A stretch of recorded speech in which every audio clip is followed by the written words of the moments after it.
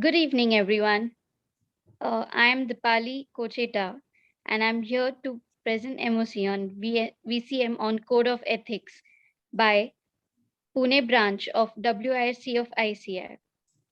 I welcome our today's speaker, CA Jagjeet Singh Jags. I also welcome our CA Samir Ladha sir, Chairman and Treasurer, Pune ICI. I welcome CA Kashinath Pathare sir, Vice Chairman and Secretary of Pune ICI, and I also welcome all our dear attendees for today's session. I would like to invite CA Kashinath Pathare sir to present the welcome address. Good evening, all of you. Once again, welcome all of you for this webinar on Code of Ethics. I sincerely thank Jagjeet Singh ji for inviting our Pune branch invitation for this webinar. Thanks all participants for joining. Wish you happy learning. Thank you. Over to you, Dipali. Thank you, sir. Before we start the session, I would like to introduce our today's speaker, CA Jagjeet Singh Jags. Jagjeet sir is a commerce graduate and also he became a chartered accountant in May 2008. He has gained various certification courses at ICI such as concurrent audit of banks, forensic audit and fraud detection, goods and service tax, and also anti-money laundering. As a speaker, Sir has experience in various fields such as soft skills, accounting standards, professional ethics, income tax, service tax, GST, outcome of budget, forensic bank audit, and many other areas in various branches of Northern and Central of ICI since 2008. Sir is also a trainer in the training house of Office of the Director of General of Audit. Sir has been awarded as the Best GMCS Faculty Award of INIRC of ICI in 2015. Sir has given various presentations in seminars of institutions, universities, and study circles like ICI, branches of ICI, CPE study circles of ICI, MBA institutes, and IP universities. Sir has given various presentations in webinars also since the lockdown period. I think Sir is the apt personality to guide us today on the topic of Code of Ethics. I welcome you, Sir, and I would now like to invite you to proceed with the session. Thank you, Dipali ji, for this wonderful, the information what you have given about me, the wonderful introduction. You have introduced me just like the personality, having everything as a professional person. So thanks a lot for your, good words for me. And I would like first, before start my presentation, first of all, I would like to thanks to all the, the office bearer of this Pune branch of ICI, especially, thanks to our chairman of this branch, Samir Ladha sir, and we have it as Kashinath sir as a vice chairman of this branch. So thank you very much, sir, from my bottom of heart. You have invited me. This is my first lecture. This is my first webinar in this branch. Sir, it's our pleasure. Sir, it's our pleasure. Yeah, I always try, so what I have in my mind, what I have experienced in my profession. So what I've learned from the senior, what I've learned from even my peer, the partners or the junior students, So I will try my level best to share everything, before you and all the respected participants, those that have joined this program. So almost in total we are 164. So now 166. So obviously the the number of participants increasing. So thanks a lot, sir. So now I'm going to start the presentation part. So now when I will speak about this code of ethics, it's a very, I would say, if you don't read code of ethics, if you never read this code of ethics, it's a very difficult topic. It's a very difficult area. but you have read sometime about this code of ethics. What is this code of ethics of ICI, and what is this, this revised code of ethics 2019, which is already implemented in the last year from 1st July 2020, last year. So if you have some knowledge about this code of ethics, I would say it's easy to learn. It's easy to understand what is this new code of ethics revised 2019. So now I will use both the language. Even I can use the Punjabi also, because I know 3 language. Sometimes I speak in Urdu, but not 100%. So I will try to, share all the information related to this revised code of ethics 2019, either in English language or Hindi language, whatever, the audience, if accept 100% English, I can speak in English 100%. But sometimes, when we are listening to other person and we are not taking that knowledge, we are not taking that information, in the same manner, it will create a problem. Your understanding would be different. If your understanding would be different, you will take this, revised code of ethics 2019 in a different manner. So the understanding would be different. So obviously the opinion can be different. So that is why, for the betterment, for the better knowledge, for the better understanding of the participant, all the respected members in this webinar, yes, I will speak in both the languages so that everybody can understand in a proper manner.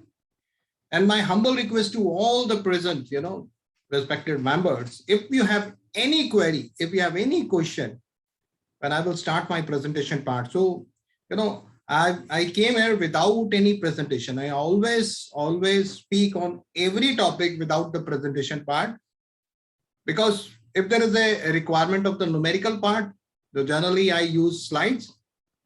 It's a theoretical topic. I will share some practical knowledge also, some case study from the volume 3 of this revised code of ethics. But my request to all the participants, the member, those are present now in total, we are 176. It's a good number. If you are interested to listen, this revised code of ethics now 177. Great. So thanks a lot to Pune branch. So if you have any query while listening the content which I will share after 2-3 minutes, then you can raise your hand, you can raise your question in the chat box. You can mention your question in the chat box. I will try to answer immediately so that you can go with us.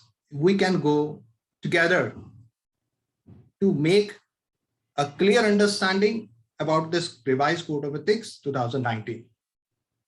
Right, sir? So this is from my side. So I have opened the chat box. You can mention anything if you have any doubt about this revised code of ethics 2019.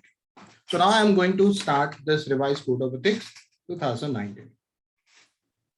Some of us, having knowledge about this code of ethics. Earlier, the name of this code of ethics, instead of code of ethics, the name was the code of conduct. As we know, the Chartered Accountant Act, the passed in 1st July 1949, the very first day, the foundation day of this ICI. Even before the Constitution of India, so that was happened in the year 1950. The day was 26 January, right? So before 6 months, our institute was in the market. The day was 1st July 1949. In the same year, the ICI had drafted and designed something about this, code of ethics. So what is the meaning of code of ethics? Ethics means your behavior, how you behave with the other person, how you behave with the other person in the society. So how, the other person expecting from the professional person, like a chartered accountant, like an MBA, like an advocate, like the doctor. So how the society, expect a behavior from the professional person. So that is mentioned in this revised code of ethics 2019. This is only for the chartered accountant. And if we study the code of ethics of the company secretary, if we study the code of ethics of the ICW, if we study the code of ethics of the advocate, the LLB person, most of the things are same. A few differences are there. That's because They are from the different profession. We are from this profession. So as a practicing chartered accountant, whether as an industry person, we are working as a chartered accountant, but we are working as an employee in that industry. So we have some code of ethics. We have some ethics, and we have to follow all these ethics, right? So the very first edition. So now this name, I was talking about this name, the code of conduct. Earlier, the name of code of ethics was code of conduct, and that name replaced by the code of conduct, replaced by code of ethics. That happened in the year 2001. And 1963 was the year. In that year, the institute has launched a first edition of this code of ethics in 1963. And the previous code of ethics, 2009, the old code of ethics, So that was the 11th edition. And this code of ethics 2019 revised, it's a 12th edition from the institute, launched by the institute, our esteemed institute, ICI.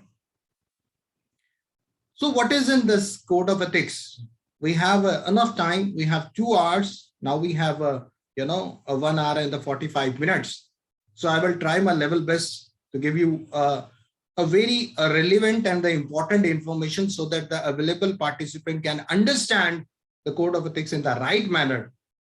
And it is not enough you just understand the code of ethics, but it is very important to apply, to implement that code of ethics into your professional life as a chartered accountant. So what happened? The 1st July 2020, that was the first day when this new code of ethics, implemented into life. And there are so many changes in this revised code of ethics 2019. The previous code of ethics 2009 having only 2 schedules.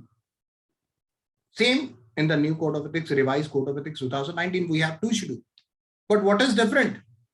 The previous code of ethics 2009 was divided into 2 parts, part A and the part B.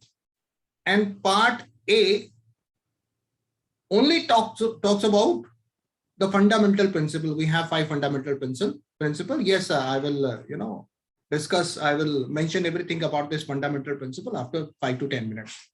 But first, we have to understand, so what is the change? What is the difference between both the code of ethics 2009 and the 2019?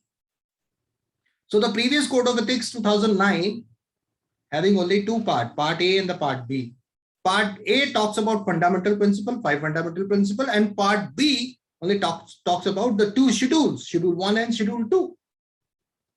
Schedules, both the schedules, schedule 1 and schedule 2, both the schedules are same in the new revised code of ethics 2019. So what is the change? In the new code of ethics 2019 revised, the code of ethics designed or the frame in a different format, divided into 4 parts. Part 1, I would say part A. So now that is what, only, this new revised code of ethics divided into even in 3 volumes. Volume 1 talks about the fundamental principle. With this, 2 things are very important. How to comply with this new revised code of ethics, plus the conceptual framework. And what is that? Conceptual framework, very, very important. We know that as the 5 fundamental principles are very, very important. It's all these 5 fundamental principles should not be compromised while providing your professional service, while providing your audit service, while providing your taxation service. That all the 5 fundamental principles should not be compromised. And with this 5 fundamental principles, how to comply with this revised code of ethics 2019, that is mentioned in the volume 1, and include, apart from this, a new thing is there, the conceptual framework. And what is that conceptual framework? Yes, in the coming minutes, I will mention about this. So the second volume is there in the market as a part of this revised code of ethics 2019. So what is mentioned in volume 2? Volume 2 only talks about 2 schedules, plus a latest amendments. A latest amendments means, So what is mentioned in this, revise in this volume 2, guidelines for the advertisement purpose, guidelines of the logo, which we generally use, like when we are going to, print the visiting card or see a firm, yes, we use that logo. So how to use that logo, even the guidelines to use that logo of the CA logo. So what are those guidelines? That is mentioned in the volume 2. Apart from this, the UDIN guidelines, and some other important changes are there, right? So many things, mentioned in that part. What is that volume 3? Volume 3, it's a special book. It's a special material, which is provided by ICI, which is provided by the committee of this, ethical standard of this, the code of ethics. The committee of this has launched a volume 3. And what is mentioned in this volume 3, all the case studies since from the day 1. So what happened with the chartered accountant? What happened with the auditee? What happened? All the decided case mentioned in that volume 3. If you want to study about the different cases, so what happened with this chartered accountant? What happened with the CA chartered accountant, like the Mr. A, Mr. B, Mr. C, in that particular case? If you want to study, if you want to update, if you want to understand the situation, so how the, this professional misconduct happened in that particular case, so all the case references mentioned in the volume 3. So what is important? First, if you want to understand what are those 5 fundamental principles, volume 1 important. How to comply this revised code of ethics 2019? We have to study volume 1. We have to refer this volume 1. What is this, the conceptual framework? That is a new thing in this revised code of ethics. What is that conceptual framework? If you want to understand, read volume 1. If you want to revise your knowledge level, if you want to, recall both the schedules, we have to study this volume 2. With this new amendments, UDIN, guidelines for the advertisement, website, logo, and so many other things is also available. Updated schedules and the knowledge. Volume 3 only talks about the case study, decided case studies by the disciplinary committee, by the High Court, by the Supreme Court, and the clarification according on the basis of clarification, direction, and decision taken by the respected Central Council member of the ICI, so that everything is mentioned in that particular volume 3. Now the revised code of ethics 2019 divided into 4 parts. This is the framework which I am going to share with you. First part, the part 1, talks about comply with the code, a fundamental principle and conceptual framework. That is mentioned in the part 1. Part 2 talks about the professional accountant and service. Part 3, a professional accountant in public practice, talks about the public, like the chartered accountant, those are in public practice. So if you are a practicing chartered accountant, please refer part 3 of this revised code of ethics 2019. Part 4. Part 4 specially designed for the assurance assignment, review assignment, engagement, and some other audit, review engagement, and assurance engagements. Only talks about part 4. And part 4 further divided into 2 parts, part 4A and part 4B. Part 4A talks about independence for the audit and the review engagement. And part 4B talks about independence for the assurance engagement other than audit and review engagement. And the total section, 999 sections are there in this, revised code of ethics. And all the sections clearly mentioned in the volume 1. So if we talk about part 1, yes, the section from 100 to 199, how to comply this code of ethics, revised code of ethics, what are those conceptual framework, and what are the 5 fundamental principles. So everything mentioned from the section 100 to 199. Part 2. Available section from 200 to 299. Right? So these are the sections. If we talk about part 3, the section involved from 300 to 3999. And we talk about part 4 from 400 to 999 in detail. And very important thing mentioned in the last of this, the framework, and that is the glossary. Some important information, some technical terms, professional terms mentioned at the end of this, the revised code of ethics in the books, in that particular book, for the better understanding, for the guidance, for the clarification, or for the, a better understanding for the practicing chartered accountant as well as the chartered accountant, those are working in the industry, in the service, as a service person, right? So revised code of ethics, as I mentioned earlier, a previous code of ethics 2009 was divided into two parts, part A and part B. Now the revised code of ethics 2019 divided into 4 parts. Part 1 talks about fundamental principle. Part 2, or the conceptual framework. Part 2 talks about the professional accountant in service. Part 3 talks about the professional person in like the public practice, the practicing chartered accountant. Part 4 talks about the independent standard, audit assurance, review engagement, and all that. And the last one, the glossary for the better understanding, for the help, it's a basically like to assist the practicing chartered accountant, to assist the industry person for the better understanding about this technical terms and the professional terms that is mentioned. So this is about the change. This is about the difference between a code of ethics 2019 and the revised code of ethics 2019.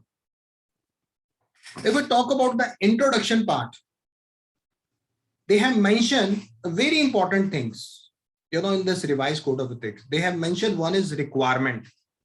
Another one is application material. And what is all this? So I will mention, in the next coming minutes. In the requirement, they have mentioned the requirement may be general, the requirement may be specific. And how the requirement can be a general, how the requirement can be specific. So different case study are different circumstances mentioned in this volume 1 with the particular, with the reference of a special case study, with the reference of the situation and with the relevant sections. So if we study the volume 1, we can understand. It's not a big task. If you have seen this book, this revised, revised 2019, the Code of Ethics book, if you can purchase, or we can purchase online from the website of ICI, we can, order from the ICI and we can buy and we can study. If we study, then we can understand what is this revised Code of Ethics 2019. Very, very important. We always, are very keen to learn about this GST, keen to learn about this income tax, about the forensic, about the anti-money laundering, about this artificial intelligence, about some audit part, the bank assignment, insurance company assignment. We must read this code of ethics. That is very, very important. If you want to save your client from the department, yes, there must be a proper compliances of the tax, whether direct or indirect. But if as a professional, you want to save your skin from the different department, from the NAFRA, from the MCA, from the income tax department, from the GST department, even from the disciplinary committee of the ICI, sir, we have to study this code of ethics properly. अगर मैं बात करूं इसमें changes की, the changes इतने जल्दी नहीं आते.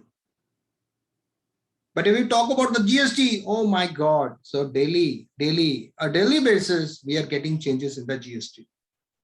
So it's my humble request to all the participants, all the respected members available. Now we are 200 plus. So must read this code of ethics first if you want to save your skin from all this, from disciplinary committee. Because once you stuck in any particular case about this professional misconduct, I would say, sir, जिंदगी एक बार मिलती है, CA एक बार होती है.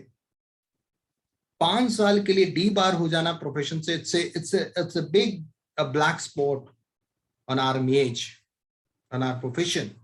कि वो chartered accountant ने ऐसा किया. You know, we have heard so many cases from the last 25 years, from the Satyam till today. They have heard so many cases. Few chartered accountant, you know, arrested by the police, arrested by the GST department. Why? Because they don't have knowledge about this code of ethics.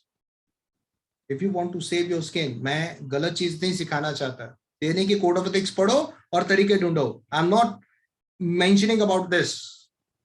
I am just want to share the updated knowledge, so that updated knowledge, after getting the updated knowledge about this code of ethics, you can save yourself and be in the market as a practicing chartered accountant. Because CA एक ही बार होती है, and always respect this degree, the CA institute, the CA degree, and the respect to our esteemed institute ICI. So please must read this revised code of ethics 2019 for the betterment of our profession. Next, if we talk about what is this revised and how to comply this revised code of ethics. So what is mentioned? They have mentioned some requirement, and requirement can be specific, requirement can be general. And what is the next one? A very important thing mentioned in that is application material. And what is that application material? Application material provide context, explanations, some suggestions for the action or the method to consider, or the guidance to assist in complying with the requirement. So what are the requirements of this revised code of ethics from the chartered accountant, from the practicing chartered accountant, or the chartered accountant who is in the industry? Those are in the industry, they are working in the industry as a service person, but they are the member of this ICI. So what are those requirements and how to assist that chartered accountant? Application material is available for them to help those chartered accountant for the better understanding, suggestions, explanation. If you're stuck in a particular situation, so what are the remedies? So all type, the related, this, particular case study, we have some suggestions. Everything is mentioned in the clause, the application material, which is available for the better understanding. Now, what is next? Which I was already, I was mentioning about this conceptual framework. Apply the conceptual framework to identify, to evaluate, and address to that threat at an acceptable level. हम सभी को पता है कि जब हम audit पे जाते हैं, sometimes we face so many issues. We talk about the bank audits. Yes, as a statutory auditor, when we visit to the bank, the bank manager of that particular bank branch, always try to kill our time. So that Singh साहब हमारे bank में audit करने आए as a statutory auditor, वो कोई major mistake ना पकड़ लें. So that is why they try to kill our time, productive time. और ये सिंह साहब जाते हुए कोई MOC ना दे जाएं, MOC इशू ना कर जाएं, कोई बिग ऐसी कोई एडजस्टमेंट, कुछ ऐसी फाइंडिंग ना कर जाएं, ऐसे NP अकाउंट्स ना निकाल जाएं. So they are trying to kill our time. Always. Whether if I talk about banks, we talk about insurance industry, we talk about any state government, central government, always they are trying to save their time and they are trying to kill the time of the auditor. So if we talk about the threat, there is a threat. So first of all, whenever we go for this audit purpose, financial audit, GST audit, income tax audit, some other assignment, go there. Assurance work, right? Review work, review engagement work. when we go for that, so we should try to comply with all these 5 fundamental principles. And what are those 5 fundamental principles? So can anybody mention in the chat box what are these, the 5 fundamental principles? Can anybody mention in the chat box? Because I have knowledge, but I just want to see so whether the audience having the knowledge about this 5 fundamental principles. So what are those 5 fundamental principles? I'm just giving one hint. The first one is objectivity. What is next one? Can anybody? Objectivity. Confidentiality. Rachna ji has mentioned about this confidentiality. Independence. Yes. Integrity. Confidentiality. Objectivity. Professional behavior. Professional capitalism. Due diligence. Part of this. Right? So first one is integrity. What is that integrity? Integrity talks about the person, the practicing chartered accountant, the auditor. Now we have to consider even the industry person, that member, that chartered accountant must be a honest person and showing a consistent and uncompromising adherence to the strong moral and the ethical principle. Uncompromising. I have used that word, uncompromising, to the strong moral and the ethical principle and the values. If you are maintaining your image in the market as a practicing chartered accountant or as an industry person, and your image shows the integrity. मैं बात करता हूं कि chartered accountant साहब हैं, क्या integrity है इनकी, कभी भी ये कॉम्प्रोमाइज नहीं करते अपने प्रिंसिपल से. And what are those principles? First 5 fundamental principle. Integrity, कभी भी इंटीग्रिटी को कॉम्प्रोमाइज नहीं करते, कभी भी नहीं. इंटीग्रिटी हमेशा ऑनेस्ट रहते हैं, हमेशा कंसिस्टेंट अप्रोच से काम करते हैं. कभी भी वो होता ना कि कहीं पर ढीले पड़ जाते हैं, कहीं पर कोई स्टैंडर्ड लगा दिया, कहीं पर नहीं लगा, छोड़ो यार कोई फर्क नहीं पड़ता. No, this is not required. Being a professional person, being a professional, the practicing chartered accountant, it's our duty to maintain, to adhere this 5 fundamental principles should not be compromised at any time while doing this bank audit, while this insurance company audit, or statutory audit, internal audit, or revenue audit, or stock audit. So many things involved in this market where we are working as an auditor, as a practicing chartered accountant. Even in the company, we are just making the balance sheet. We are just preparing the balance sheet. We are the member of ICI, not a practicing chartered accountant. We are industry person. If we are preparing that balance sheet, we have to follow NDAs. If the NDAs are applicable, we have to follow accounting standard. If the accounting standards are applicable, and we have to properly disclose all the disclosure wherever applicable, right? So that is very important, the integrity, honesty. Second one is objectivity, the quality of being able to make a decision or judgment in a fair way that is not influenced by a personal feeling or beliefs. अगर मेरा किसी particular audit में कोई personal involvement है, interest है, तो मेरी judgement, मेरे डिसीजन, मेरी ऑडिट रिपोर्ट, वो ऑडिट रिपोर्ट कभी भी क्वालिफाइड रिपोर्ट नहीं हो सकती, ऑलवेज क्लीन रिपोर्ट हो सकती है. If in that particular audit, if I have any personal interest, after some time I will discuss about this self-interest part, self-interest threat, self-review threat. We have 5 threat also. As we have this 5 fundamental principle, we have 5 threat also. जैसे कहते हैं ना कि इंसान की जो जिंदगी है वो 5 तत्वों से बनी हुई है. Same in the code of ethics, we have 5 fundamental principle, and we have 5 threat also. I will mention later, right? So the personal objectivity की बात करें, we talk about the second fundamental principle, that is objectivity, a quality of being able to make a decision or the judgment without influence by the personal feeling and the beliefs. The third one, professional competency. Now this one is very important because I have seen so many CA students.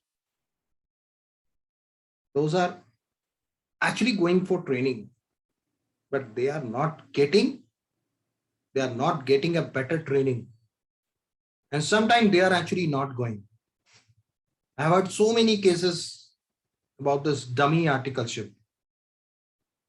So what is happening in the, what is happening in our profession, a professional competency, maybe lacking that part. In that part actually, where the student going to the office, maybe they are not going to the office. They are just doing the dummy articleship. Professional competency. So it's a big question for us, right? What is that professional competency? The degree of utilization of knowledge, skills, and the good judgment. Good judgment.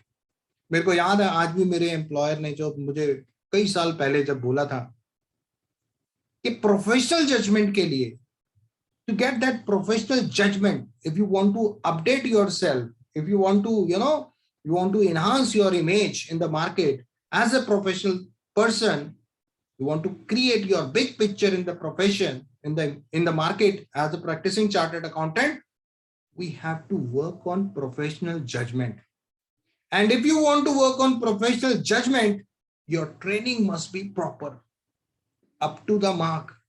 Your training must be at up to the mark. Always try to say yes to your boss and learn so many things from your senior one. Always says yes. मेरे boss कहते थे अगर किसी junior ने अपने senior को किसी काम के लिए मना कर दिया तो उस दिन से उसके पास काम आना बंद हो जाएगा. If that person is not getting work from his employer regularly, then that person in the future will become a chartered accountant, but without professional judgment. It's a big question. It's a big problem for that qualified chartered accountant when that person will enter into the market as a practicing chartered accountant.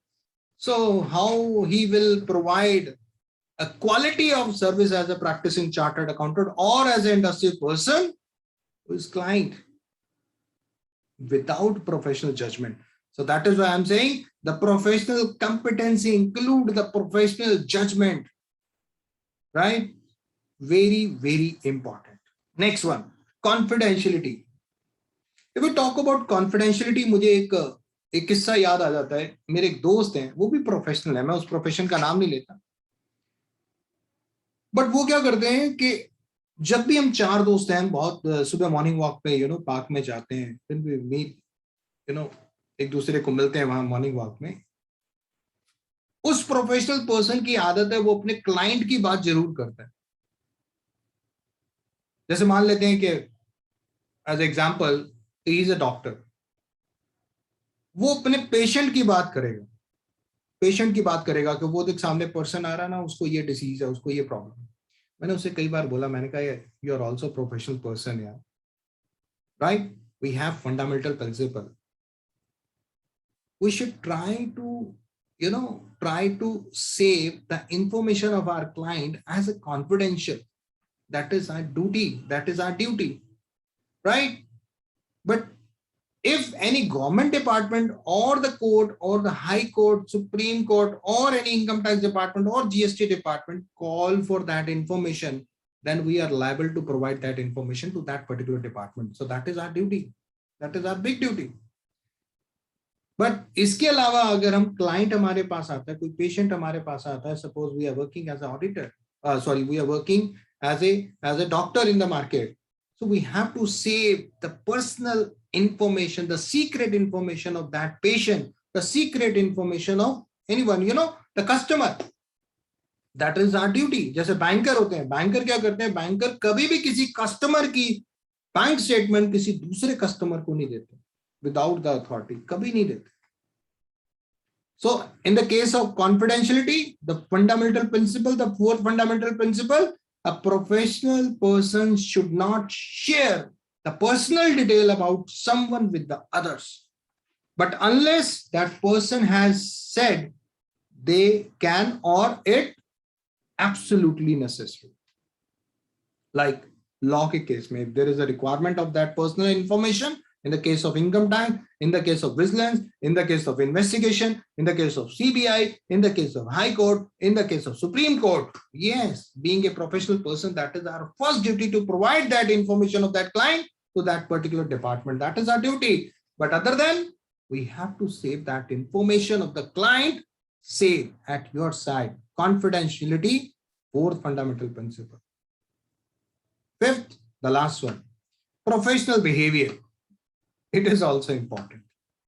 Professional behavior is a form of etiquette in the professional workplace that is linked primarily to respect and courteous conduct. Respect to the professional person, respect to the person who is working at the work session, like how to treat co-worker, how to treat with the client. Ensuring a positive workplace attitude can help you to improve your productivity and effectiveness in the workplace. आपने कैसे behave करना है workplace में जो employee काम कर रहे हैं, आपके co-workers, आपके colleagues, आपके senior, आपके दूसरे department के लोग, उन सबके साथ कैसे काम करना है, and that is fifth fundamental principle. And that is what? A professional behavior. We have to maintain our image as a professional person. So our behavior must be like a professional, right? So we have 5 fundamental principles. I'm just concluding this 5 fundamental principles. First one is integrity, objectivity, professional competency, confidentiality, and the last one was professional behavior. So now we can easily understand. We have 5 fundamental principles, and that is mentioned in the volume 1. What is next? How to comply with this new code of ethics. And after that, I will discuss about the conceptual framework. That is also important. How to comply. So how to comply? I have mentioned two things. One is requirement, another one is application material that is available for the better understanding of the professional person. Now, a professional person to be independent when the performing an audit, review, and assurance engagement, the conceptual framework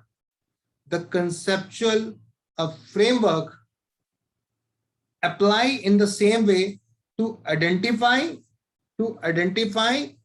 evaluating, and addressing threat. Now, what is that conceptual framework? Before I explain this conceptual framework, first understand the threat. We have 5 threats. First one is self-interest threat. If you want to note down, please लिखते रहना sir. But yes, अगर आप किसी की requirement होगी तो मैं आपको बता दूंगा कि volume 1 अगर आप purchase कर लें Code of Ethics Revised 2019, then everything is mentioned in that particular material. I have taken everything from that book, right? Properly एक step में बड़े आराम से, because we have the time, so that is why I'm mentioning each and everything in a proper manner for the better understanding. So what are those, the 5 threats, the type of threats? The first one is self-interest threat. पहले मैं नाम बता देता हूँ. Second one is self-review threat, ताकि आपको easily याद हो जाए. Family threat, third one. Fourth one, advocacy threat.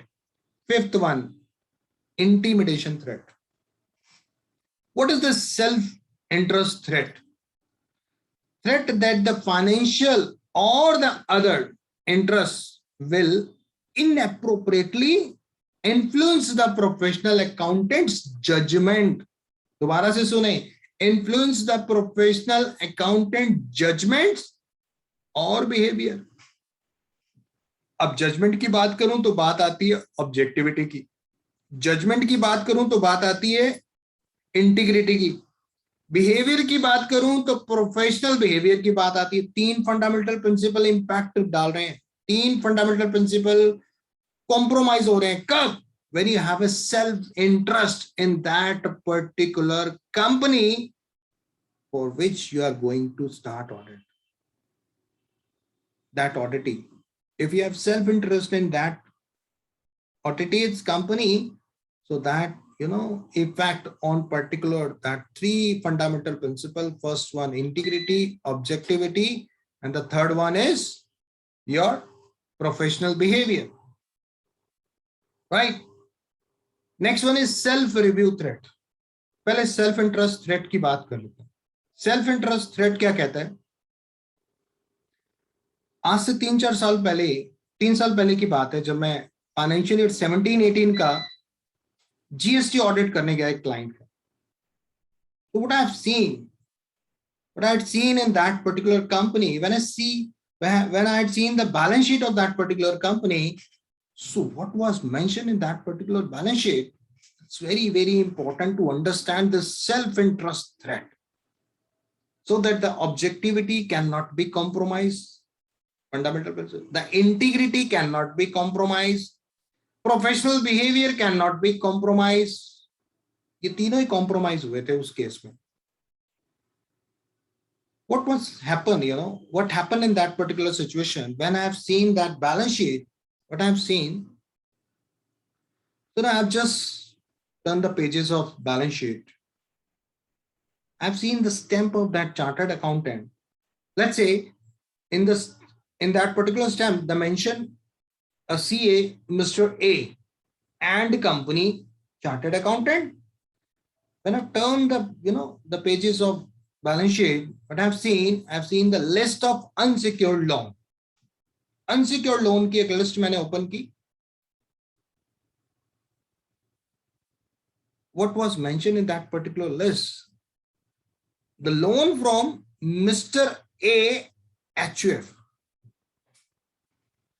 And that person जिसने लोन दिया और वो पर्सन जिसने बैलेंस शीट को साइन किया, common person. Chartered accountant had signed that balance sheet, like Mr. A has signed that balance sheet, and Mr. A has also given a loan of rupees 50 lakh in that private limited company from his HUF. Is it possible? Can anybody mention in that chat box, is it possible? It is correct? Or is there any professional misconduct? The professional misconduct should be on that particular person, Mr. A. Sir, can you mention in the chat box, sir? Respect to all, my request to all the participants, sir. Please mention in the chat box कि क्या ये case सही है या उस chartered accountant के against professional misconduct का case होना चाहिए था, क्योंकि उसने 5 फंडामेंटल प्रिंसिपल से में से 3 को कॉम्प्रोमाइज किया, objectivity, integrity, professional behaviour. Is it right or wrong? So nothing is coming. Yes. Suresh Mehta ji कहते हैं yes, कॉम्प्रोमाइज हुआ. उसको बैलेंस शीट साइन नहीं करनी चाहिए थी. क्यों नहीं करनी चाहिए थी? Because yes sir, thank you sir Upasani, thank you, आपने भी मेंशन किया, उसके ऊपर होना चाहिए था, प्रोफेशनल मिसकंडक्ट होना चाहिए था. And the reason being self interest threat. There was a self interest threat, but उस चार्टर्ड अकाउंटेंट ने उसे इग्नोर किया. मैंने कॉल करके, I have taken the number from the director of that company, और उन्होंने मुझे बोला, mister Singh, why you want to talk to our statutory auditor. मैं कहा just for the clarification purpose, I need some clarification about this financial statement, so I am confuse some in particular statement, so I just want to clear that information from that particular, the chartered accountant, the statutory auditor of your company. Then उस director साहब ने मुझे number दिया और मैं phone लेके site पे चला गया. मैं कहा कहीं डायरेक्टर साहब भी ना सुन लें कि उसने क्या किया. मैंने उनसे बात की, मैंने कहा या गुड इवनिंग मिस्टर ए. बोला good evening, who is there? Then I mentioned my name and I mentioned also that I'm a chartered accountant. Okay, great. Tell me what? Because sir, you have signed that this balance sheet. Yes, I have signed. Because sir, you have given a loan of rupees 50 lakhs from your HF in this private limited company, and you have signed this balance sheet. How is it possible? तो मुझे कहते हैं what is wrong in that? गलत क्या किया मैंने कहा sir आपका सेल्फ इंटरेस्ट है इस बैलेंस शीट में. How you can sign this balance sheet? Because integrity, objectivity. वो मुझे कहते हैं mister Singh, who are you? Because sir I am a GST auditor of this company. I came to complete this GST audit for that particular financial year 17-18.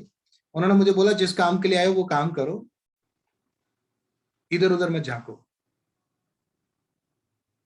चलो sir मैं तो आई am a well wisher, जैसे कहते हैं ना कि मैं आपके लिए अच्छाई के लिए आप चाहता था कि आप नहीं साइन कर सकते. कह रहा छोड़ो मैं अपने आप देख लूंगा. जब मैं सेम कंपनी में आई went there for the audit of financial year 18-19, then in the next balance sheet the figure was increased. The figure actually increased from 50 lakhs to 70 lakhs. मैंने कहा oh great, इसका मतलब अगले साल भी ये गलती कंटिन्यू की उन्होंने. जब मैं 18 उसके बाद 19-20 का ऑडिट करने गया, GST audit, then the statutory auditor was changed. उनको समझ में आ गया था कि मैंने गलती कर दी 2 साल में, 17-18, 18-19, बट वो गलती को करेक्ट नहीं कर सकते थे क्योंकि because the already return filed with the income tax department और विद ऑल बैंक में भी चली गई क्योंकि उस कंपनी ने लोन भी ले रखा था बैंक से. But this mistake can be rectified, this problem can be change, a statutory auditor can be changed. So उन्होंने किसी को वहां पर as a statutory auditor appoint कर दिया because I have given a loan to that company rupees 70 lakhs. I cannot sign. उनको समझ तो आ गया बट उन्होंने मेरे सामने उस चीज को एक्सेप्ट नहीं किया. So I was talking about this self-interest threat. So this particular case is totally related to self-interest threat. If a chartered accountant having any self-interest in any particular company in which he is going to sign the balance sheet as a statutory auditor or going to sign any other audit, please sir, remove yourself from that company as an auditor. You cannot sign. And if you are going to sign, you have actually signed, a problem can be there. You can be stuck in the professional misconduct in future. Second threat, self-review threat. Now, what is that self-review threat? Suppose मैंने एक private limited company है, ए private limited company, उसका मैंने कोई particular काम कर दिया. Let's say मैं उसकी अकाउंटिंग भी कर दी. हमें पता है कि जिस कंपनी के हम ऑडिटर हैं उसके हम अकाउंटेंट भी नहीं हो सकते, उसकी हम अकाउंटिंग नहीं कर सकते, राइट? या मैंने उसका कोई पर्टिकुलर एक ऑडिट कर दिया और उसी पर्टिकुलर ऑडिट के ऊपर रिव्यू का काम भी मैं ही कर रहा हूं, रिव्यू का काम भी मैं कर. और मेरे सीनियर ने मुझे सिखाया था, कहते जगजीत जो काम हम करते हैं ना उसकी गलती, अपनी खुद की गलती पकड़ना इट्स वेरी डिफिकल्ट. तो आप अगर कोई काम करते हैं जगजीत तो अपना काम किसी दूसरे पर्टिकुलर पर्सन को दो सो दैट वो उसे चेक करे. सपोज करो मैंने कोई एक काम किया और उसका क्रॉस चेक करने के लिए मैंने वो बैलेंस शीट जो है लेट्स से दीपाली जी को दे दी. दीपाली जी ने उसको चेक किया, दीपाली जी ने कोई बैलेंस शीट साइन की है, उसको क्रॉस चेक करने के लिए वो मेरे पास आ गई बैलेंस शीट, मैंने उसको क्रॉस चेक किया. अपने काम को आप खुद चेक करेंगे, then there is a problem of, then there is a threat of self review threat. Accounting, taxation, auditor, that is why the latest things are coming from 1st April 2022. The major 3 changes. One is no clerk, मैं उसके ऊपर बात करूंगा अभी थोड़ी देर में. Second one is 15% of audit fees. Then you have to report. Third one, the tax services.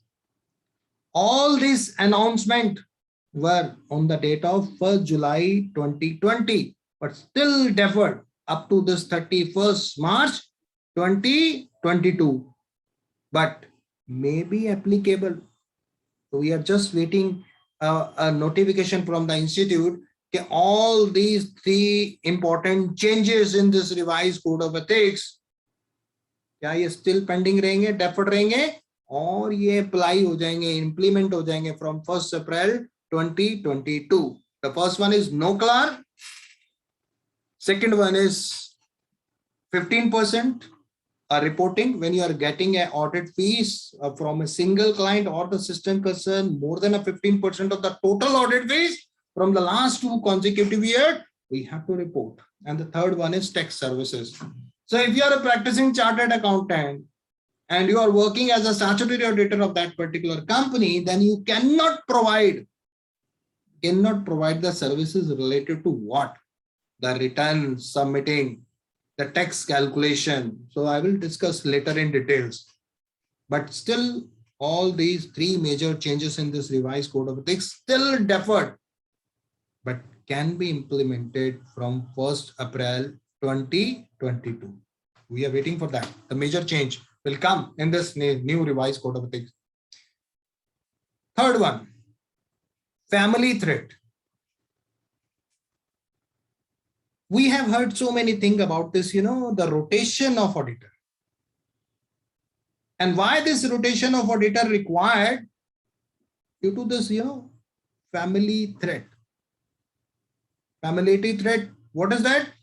If the auditor is too personally close or familiar with the employees, officers, directors of the client company, auditor regularly play a golf with the CEO and CFO of the same company. We are playing the cricket with the director of the company. So we have some close relation with the management of that particular company for which we are going to sign as a statutory auditor with that particular company. If there is a close relation between the management and the auditor of the company, there could be a problem, there could be a threat.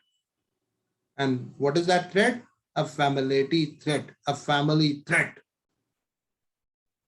अगर किसी director, let's say assume करते हैं कोई chartered accountant है, young chartered accountant, उसके पास एक client आया और उस कंपनी का ऑडिट करने के लिए वो कंपनी में चला गया, और उस कंपनी के जो डायरेक्टर हैं वो बड़े सीनियर हैं, इवन उन डायरेक्टर के बच्चे भी जवान हो गए और एक उनकी लड़की है. डायरेक्टर साहब वो चार्टर्ड अकाउंटेंट को देखते हैं कि यंग लड़का है, न्यूली क्वालिफाइड चार्टर्ड अकाउंटेंट है और हमारी बेटी के लायक भी है, इससे क्यों ना बात करें, तो हमारी कंपनी का ऑडिटर है, इससे बात करते हैं. अगर हम अपनी लड़की का रिश्ता इससे करवा देते हैं तो एक तो हमारी कंपनी के सीक्रेट ही रह जाएंगे और दूसरा हमारे जवाई राजा बैलेंस शीट साइन करेंगे. तो मेरी रिक्वेस्ट अगेन अवेलेबल पार्टिसिपेंट से है, मेंबर से है कि क्या यहाँ पर फैमिली थ्रेट की पॉसिबिलिटी बनती है इन फ्यूचर? अगर ऐसा हो जाए, कंपनी के डायरेक्टर अपनी बेटी की शादी कंपनी के स्टैट्यूटरी ऑडिटर चार्टर्ड अकाउंटेंट से करवा दें, क्या फ्यूचर में फैमिलिटी थ्रेट की पॉसिबिलिटी बनती है? यस या no? Please, I am waiting for the answer sir.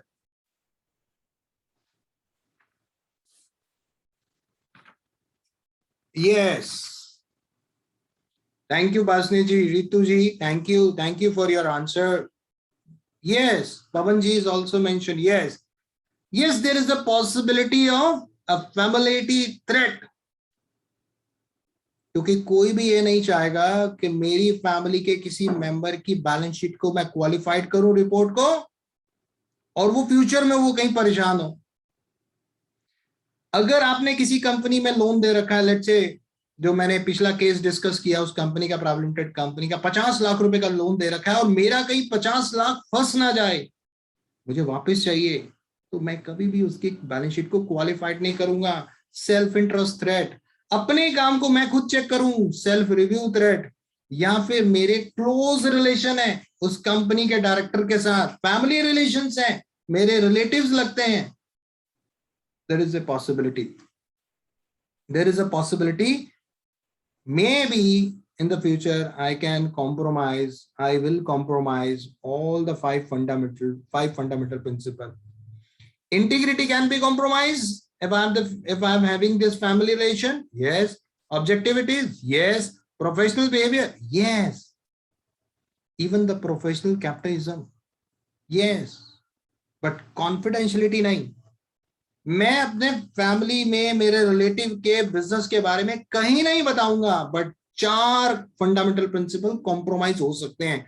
Professional behaviour कैसे, प्रोफेशनल कैपिटलिज्म कैसे, चाहे मैं अपडेटेड हूं, मुझे पता है कि ये चीज DRC 03 में इसकी पेमेंट होनी है GST में, बट फिर भी मैं करूंगा कि नहीं छोड़ो, कोई बात नहीं, कोई पेमेंट नहीं करनी.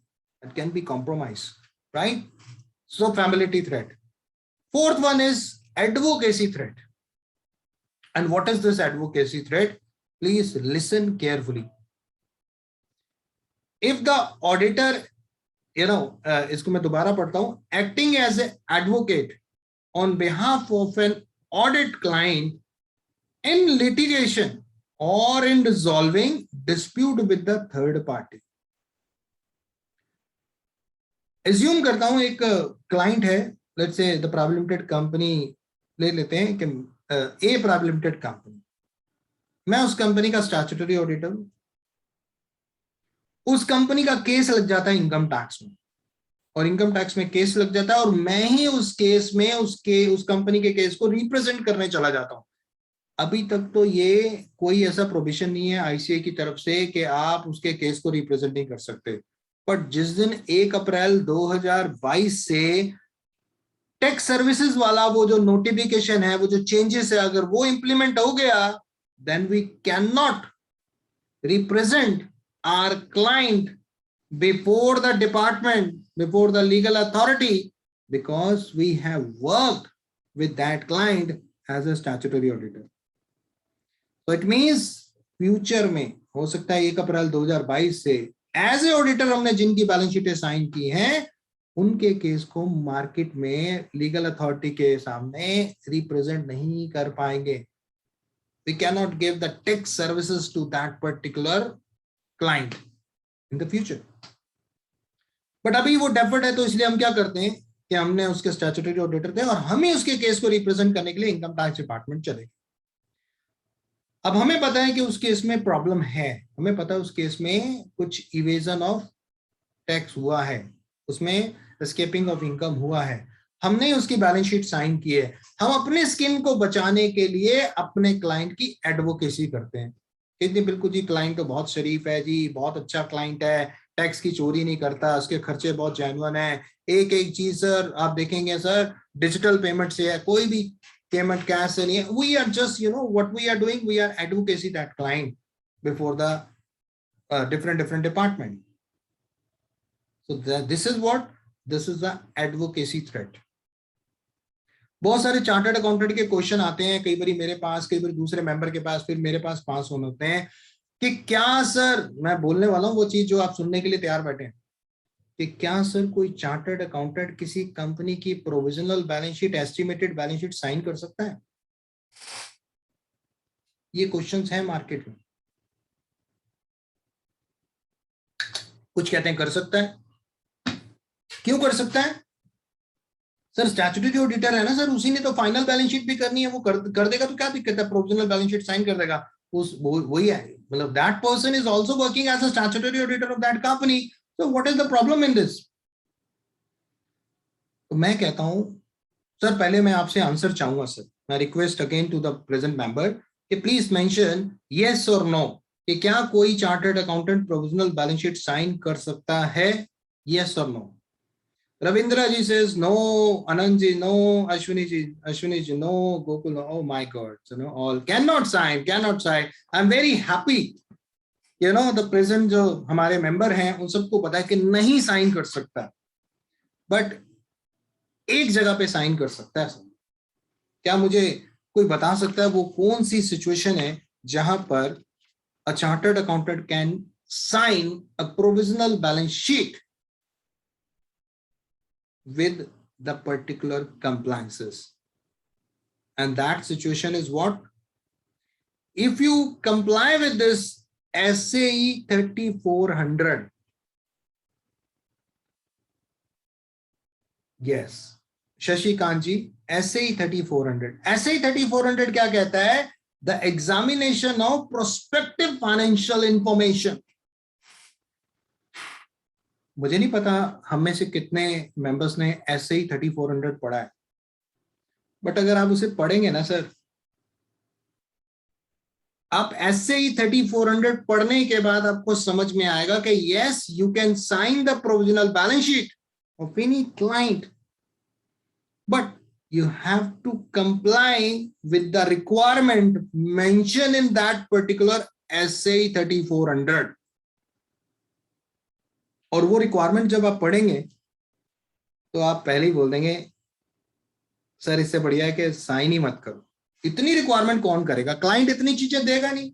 आपको हिस्टोरिकल बैलेंस शीट उसकी देखनी पड़ेगी, उनकी रेशियो देखनी पड़ेगी, पूरे जजमेंट, पूरे एस्टिमेशन निकालने पड़ेंगे, उसके फ्लक्चुएशंस निकालने पड़े, बहुत सारी चीजें आप जब पढ़ेंगे ऐसे 3400 आप उससे पहले हाथ जोड़ देंगे कि इसके पैसे तो मिलना ही नहीं, क्यों इतनी बला अपने सर पे लें।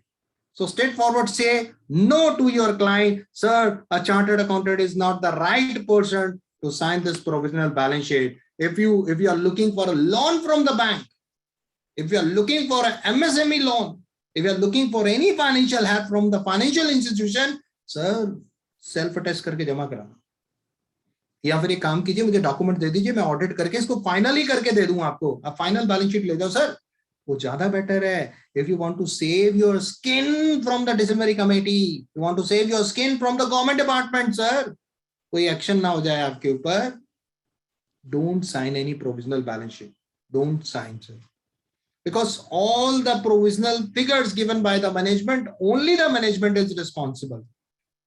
That figure is designed by the management, estimated figure, that estimate given by the management, not attested by the chartered accountant, not given by the chartered accountant. So that is why the chartered accountant is not the right person to sign a provisional or the estimated figure of any financial statement of any client. So please don't sign. But if you want to sign, if you are getting a pressure from the company, then follow this SAE 3400 to save your skin. Next. So I was talking about the advocacy threat. Now the last and the fifth one, intimidation threat. It's very, very important. अभी मैं कुछ ऐसी चीजें बता रहा हूं जो code of ethics में हम सुनना क्या चाहते हैं, हम सुनना ये चाहते हैं कि सर ये बता दो प्रोविजनल बैलेंस शीट साइन कर सकते हैं नहीं कर सकते, सर ये बता दो कि मैं अपनी फर्म की एडवर्टीजमेंट कैसे कर सकता हूं, सर क्या मैं डेरिवेटिव में डील कर सकता हूं, बहुत सारी चीजें हम सुनना चाहते हैं। एंड बहुत सारे लेटेस्ट डिसीजन आप कोड ऑफ एथिक्स कमेटी की वेबसाइट पे जाके देखेंगे ना, रीसेंट डिसीजन में आप वो सारी चीजें पढ़ लेंगे जो आपके क्वेश्चंस हैं। बट किसी को कोड ऑफ एथिक्स की जो बेसिक चीज है अगर वो समझ में नहीं आएगी तो हमेशा हम दूसरों से ही पूछते रहेंगे कि सर मेरे साथ ये हो गया, मैं क्या करूं। आज भी मेरे पास एक सीए का फोन आया, रोज डेली टैक्स ऑडिट के टाइम पे daily I am getting a call from the members कि सर इस केस में हम क्या करें। मैं आपको एक केस बताता हूं, आज क्या हुआ, आज एक चार्टर्ड अकाउंटेंट साहब का कॉल आया। When I receive that call, उन्होंने बोला कि सर मेरे पास एक क्लाइंट आया है सर, उसने क्या किया है कि एक कुछ नए डायरेक्टर आए कंपनी में, उन्होंने वो कंपनी में डायरेक्टर बने, पुराना उन्हें रिजाइन दे दिया। अब वो जो उनके हिसाब से जो पुराना चार्टर्ड अकाउंटेंट था वो उसको छोड़ना चाहते हैं, और जो नए डायरेक्टर आए हैं वो मुझे जानते हैं, वो मुझे अपॉइंट करना चाहते हैं। They want to appoint me as a statutory auditor in that particular company, जो कंपनी पुराने डायरेक्टर चलाते थे, बट इन्होंने परचेज कर दी, नए डायरेक्टर बने, इनका पैसा लग गया, वो बाहर चले गए, उन्होंने रिजाइन कर दिया। Now the problem is what? The previous chartered accountant is not interested to leave that company from the post of this statutory audit. मैं क्या करूं? मैंने कहा सर आप उन्हें लेटर लिखो। कह रहे, मैंने कहा पहले बोला, मैंने कहा फोन पे बात करो, कहते सर फोन उठाता ही नहीं, उसे फोन पे पता चल गया कि यहाँ से फोन आ रहा है, वो उठा ही नहीं रहा। मैंने कहा मेल डाल दो, कहते मेल का रिप्लाई नहीं दे रहा। मैंने कहा मेल पे उसके रजिस्टर्ड ईमेल आईडी पे मेल डालो। कौन सी रजिस्टर्ड ईमेल आईडी? आपको कैसे पता लगेगा रजिस्टर्ड ईमेल आईडी कौन सी है? जो इंस्टीट्यूट में दे रखी है। अगर आपको विश्वास है कि ये रजिस्टर्ड ईमेल आईडी है तो मेल डाल दो, नहीं तो बेटर वन के उसके एड्रेस पे एक रजिस्टर्ड एडी भेज दीजिए, जिसमें आप अपना एक लेटर लिख के रजिस्टर्ड पोस्ट कर दीजिए उसको, ताकि उसके पास वो चीज कम्युनिकेट हो जाए। क्योंकि शेड्यूल 1 का क्लॉज 8 कहता है communication with the previous, to make a communication with the previous auditor, and that is very important. क्यों इंपॉर्टेंट है? इसके पीछे लॉजिक है। कुछ हमारे प्रोफेशनल ब्रदर ये सोचते हैं कि यार अगर दूसरे सीए को काम मिल जाएगा, हमारी तरफ से काम चला जाएगा, तो इससे बेटर है कि उसके साथ कम्युनिकेशन ही मत करो। मतलब उसका अगर कोई कम्युनिकेशन आए, मेरे पास लेटर आए, तो उसको जवाब ही मत दो ताकि ये क्लाइंट मेरे पास ही रहे।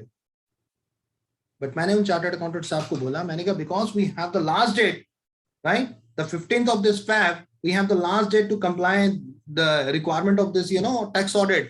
तो आपके पास समय आ गया, बहुत कम समय कम है, तो आप उसमें रीजनेबल टाइम पीरियड डाल दीजिए 2-3 दिन का, कि 2-3 दिन में आप मुझे रिप्लाई कीजिए। If after 2-3 days I am not getting any response from your side, so I will assume you have nothing to say about this against this our appointment as a statutory auditor। अभी एक नई चीज हो गई है। नई चीज क्या हो गई है कि प्रीवियस ऑडिटर को रेजिग्नेशन देना है, that resignation must be uploaded on the MCA site. It's a big problem. अब वो कहता मैं रिजाइन देता नहीं, क्या कर लोगे? तो फिर किसी ना किसी को बोलोगे, सीनियर को, सर उससे बात करो, सर वो रिजाइन नहीं देना चाहता, सर क्लाइंट मेरे पास आना चाहता है, सर। बहुत सारी चीजें हैं, कुछ थ्योरेटिकल पॉसिबल है, कुछ प्रैक्टिकल ही पॉसिबल है, बहुत सारे इश्यूज हैं। तो मैंने उनको समझाया, मैंने कहा उनका रजिस्टर्ड ईमेल आईडी पे अगर आप मेल कीजिए, उनके पास पहुंच जाएगी। और registered email ID means the email ID which is available in the record of ICI, then this communication is valid. And if you think that email ID is not registered with the ICI, you have some confusion about this email, then please write a letter and post that letter through registered post, so that you must have that evidence कि sir मैंने ये registered post इस तारीख को भेजा था, मेरे पास ये प्रूफ है। आपके पास रिप्लाई आया है ना? मैं आज से 5-6 साल पहले की बात करता हूँ। मैंने एक चार्टर्ड अकाउंटेंट सबको मेल लिखी, पहले एक अपने लेटर हेड पे पूरा लिखा, communication as per the requirement of clause 8 of schedule 1 of ICAI Act 1949, बकायदा कंटेंट लिखा, इस कंपनी ने मुझे अपॉइंट किया, ये लिखा, और I am looking for your comment on this appointment. NOC नहीं होता, वो कम्युनिकेशन ही होता है। हम उसे एनओसी ज्यादा कहते हैं, बट वो कम्युनिकेशन है। पढ़ेंगे क्लॉज 8 तो उसमें लिखा communication with the previous auditor, that is much required. अब मैंने उसको स्कैन करके मेल के साथ अटैच किया, मेल किया, लेटर उसमें मेल के कंटेंट में लिखा और भेज दिया। सामने वाले हमारे चार्टर्ड अकाउंटेंट साहब ने क्या किया, अपने आईफोन से क्या किया, उस समय आईफोन नया नया आया था, उन्होंने अपने आईफोन से लिखा no problem, just 2 word against the reply of my requirement, no problem. मैंने पूरा लेटर लिखा, स्कैन किया, अपलोड किया, मेल किया, और उसमें मांगा भाई सर कंटेंट भी लिखा कि सर आप अपना रिप्लाई दें, और रिप्लाई में लिखा नो प्रॉब्लम। फिर मैंने उन्हें फोन किया, मैं कहा sir this is not the right reply from the which I am not expecting from the practicing chartered accountant. You are a professional person, so please reply in a professional manner. Take a print of this attached document and put your remark on that, and then scan and then mail to me. Then it would be considered as a professional reply. उन्होंने अपने phone से छोटा सा लिख दिया no problem. Sir what is this? This is not a professional manner, this is not a professional behaviour actually. तो हमें वो मेंटेन करना पड़ेगा, राइट? तो ये सारे इश्यूज जो हैं बहुत सारे मार्केट में हैं। तो प्रोविजनल बैलेंस शीट को लेके मैंने बता दिया ऐसे ही 3400, वो आप जरूर देखें अगर आप अपनी स्किन को बचाना चाहते हैं। अदरवाइज तो हाथ ही छोड़ दें कि सर मैं प्रोविजनल बैलेंस शीट साइन नहीं कर सकता। Even CMA data, we should not sign the CMA data. CMA data is again a projected figure of the profitability, a turnover of that company. How we can expect the turnover of that client would be this 500 crores in the coming 2 years? How we can judge? We don't know about this contract, in hand of this, client. Are you aware about this? That client having a contract of 500 crores in their hand? और क्या पता, जैसे अभी Covid को देखे, अब कई chartered accountant ने आज से 3 साल पहले ये प्रोजेक्टेड फिगर को साइन किया था 2021 के लिए, 2020 के लिए। क्या किसी को पता था कोविड आ जाएगा? तो we have some other factor in the market. जब तक हमारे पास एक्चुअल फिगर नहीं होगी और हम उसको साइन नहीं करेंगे, audit is must required. That figure must be audited figure where you are going to sign, where you are going to put your sign. So please, audited figure, always sign. Don't make your signature against the figure which is unaudited. That is a big problem for the chartered accountant.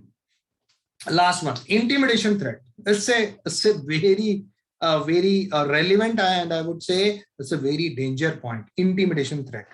हमारे साथ भी एक बार ऐसी हुआ था, हम bank audit के लिए गए एक स्टेट में, स्टेट बड़ी फेमस है पूरे भारत में, और वहां पर हम गए ऑडिट करने के लिए, स्टार्ट ऑडिट। तो रास्ते में हम जा रहे थे और बैंक के जो असिस्टेंट मैनेजर थे वो हमें गाड़ी में लेके जा रहे थे, बैंक की गाड़ी में हम लेके जा रहे थे, हमें लेके जा रहे थे।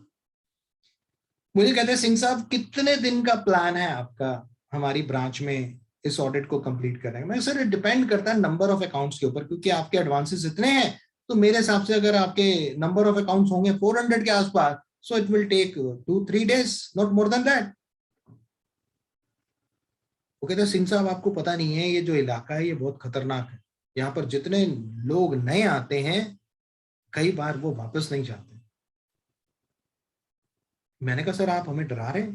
कहते नहीं सर मैं तो अवेयर करा रहा हूं, this area is not good for the traveller और फॉर द ऑडिटर और for the new person in this area. मैंने कहा सर हमें जितना समय लगेगा उतना समय हम लगाएंगे। हमने 4 दिन लगाए, 4 दिन लगाए, एमओसी में 3 पॉइंट निकाले, और वो हमें बोल रहे हैं कि सिंह साहब एमओसी नील होनी चाहिए। मैंने कहा क्यों नील होनी चाहिए? जब एमओसी में रिक्वायरमेंट आती है तो एमओसी में डालेंगे। तो उसने अपने सीनियर का मैसेज मोबाइल पे दिखाया, कहता सर ये मेरे सीनियर का मैसेज आया, प्लीज सी सर, रीड करो सर इसको। हमें रिक्वेस्ट की गई कि आप एमओसी को 0 में डालें। मैंने उनको बोला, मैं कहा सर असिस्टेंट मैनेजर को, मैं कहा sir can you forward this message to me? कहता no sir thank you sir, मैं नहीं आपको फॉरवर्ड करूंगा। क्यों? क्योंकि उनको पता है कि सिंह साहब जो हैं वो फोरेंसिक वगैरह भी देखते हैं, तो फोरेंसिक की वजह से वो मैं पूरी लॉक फाइल निकलवा लूंगा आईटी वालों से, साइबर सेल से, पता चल जाएगा। उन्होंने मुझे मैसेज फॉरवर्ड नहीं किया, बट हमने भी एमओसी साइन की उस पर्टिकुलर स्टेट में नहीं, वापस अपने ऑफिस आके यहां पर बैठ के दिल्ली में बैठकर उस एमओसी को साइन किया। क्यों? क्योंकि वो रिक्वायरमेंट थी, वो आपको देने थे, वो आपकी रिस्पॉन्सिबिलिटी, आप कॉम्प्रोमाइज नहीं कर सकते। So intimidation threat means if the auditor is intimated by the management or its director or any staff member to the point they are deterred from acting objectively. अगर कोई company, let's say the ABC company is unhappy with the conclusion of the audit report and threaten to switch auditor next year, ये बहुत सारी possibility बनती है कि sir अगर आपने ऑडिट रिपोर्ट हमारे हिसाब से नहीं बनाई तो अगले साल आप ऑडिटर नहीं है, auditor we will change the auditor, no issue sir, no issue. But अगर आपको लगता है सिचुएशन ऐसी बन रही है तो न्यू कोड ऑफ एथिक्स में लिखा हुआ है, मेंशन है, अगर इस तरह की सिचुएशन बनती है जहां पर इंटिमिडेशन थ्रेट है, जहां पर आपको फोर्सफुली कहा जा रहा है कि आप इस बैलेंस शीट को साइन करें, so it's better don't sign that balance sheet, just leave the post of statutory auditor, just vacant the seat of that statutory auditor and give your resignation. Sir, I will not sign any balance sheet. Now what will happen when you will resign from the post of statutory auditor? When the new auditor will enter into this particular company as a statutory auditor, the duty of the coming auditor to communicate with the previous auditor, the clause 8 of first schedule of the ICAI Act 1949, very much required. अब जब वो नया auditor आएगा तो वो आपसे पूछेगा कि सर कोई आपके रिमार्क्स है तो बताइए, फिर आप बताएंगे कि देखिए इस कंपनी ने मुझे प्रेशराइज किया था इस कंपनी के बैलेंस शीट को इस सिचुएशन में साइन करने के लिए और मैंने रिफ्यूज कर दिया, इसलिए मैंने अपना रेजिग्नेशन दे दिया। नाउ मैंने अपनी इंफॉर्मेशन आपके साथ शेयर कर दी है, अब आप देखिए आपको करना है नहीं करना। तो उससे क्या होगा, नया ऑडिटर अपनी एक्सेप्टेंस एक्सेप्ट ही नहीं करेगा, बोलो sir I am not ready for to work as a statutory auditor in your company. So कोई भी सीए नहीं आएगा, उस कंपनी को अल्टीमेटली किसी ना किसी सीए को अपॉइंट कराना पड़ेगा और उसको समझना पड़ेगा if there is any qualification that qualification must be there. मेरे साथ एक बार केस हुआ था और मैंने उनकी रिपोर्ट को क्वालिफाइड किया था, बट उन्होंने मुझे प्रेशराइज किया था कि जी आप इसको क्लीन करें। मैं कहा सर ये तो क्वालिफाइड है, तो क्वालिफाइड है, क्वालिफिकेशन इज देयर। और आप सोचेंगे मैंने वो क्वालिफिकेशन क्यों दी थी, इसको इनकम टैक्स डिपार्टमेंट ने भी एक्सेप्ट किया, इसको इन्वेस्टिगेशन डिपार्टमेंट ने भी एक्सेप्ट किया, इसको ईडी ने भी एक्सेप्ट किया। क्योंकि वो केस 3 साल बाद जाके खुला इन्वेस्टिगेशन में, income tax department investigation, then ED में खुला। क्योंकि वहां पर प्रॉब्लम क्या थी, वहां पर जो उनके पास जो ट्रांजेक्शन थी वो transaction related to money laundering की थी, और वो केस ईडी तक गया, सोचिए। बट मैंने क्वालिफाइड किया था उस रिपोर्ट को, that is by my skin, I have save my skin from the department.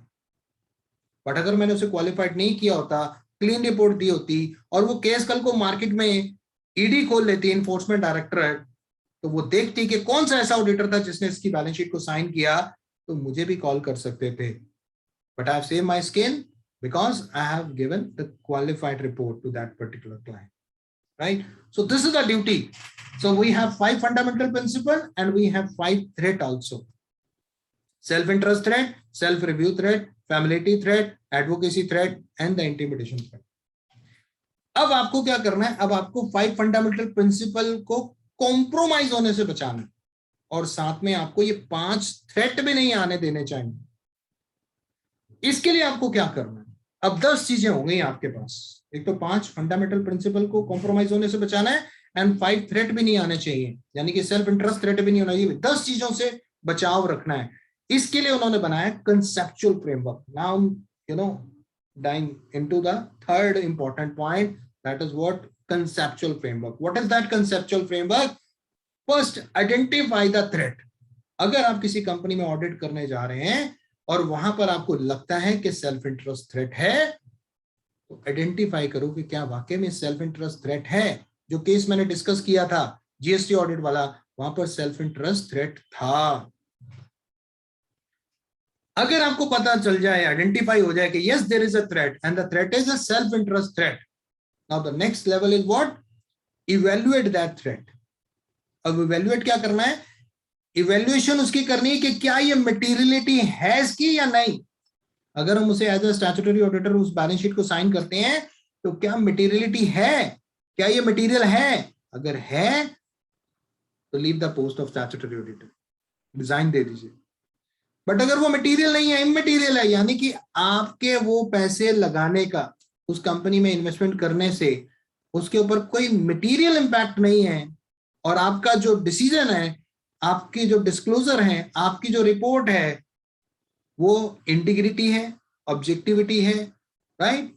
पांचों के पांचों फंडामेंटल प्रिंसिपल कॉम्प्रोमाइज नहीं हो रहे, then there is no professional misconduct, then there is no any professional misconduct, क्योंकि उसमें ना तो कोई थ्रेट का इंपैक्ट है, उसको कॉम्प्रोमाइज किया गया, ना 5 फंडामेंटल प्रिंसिपल को कॉम्प्रोमाइज किया गया, तो you are safe.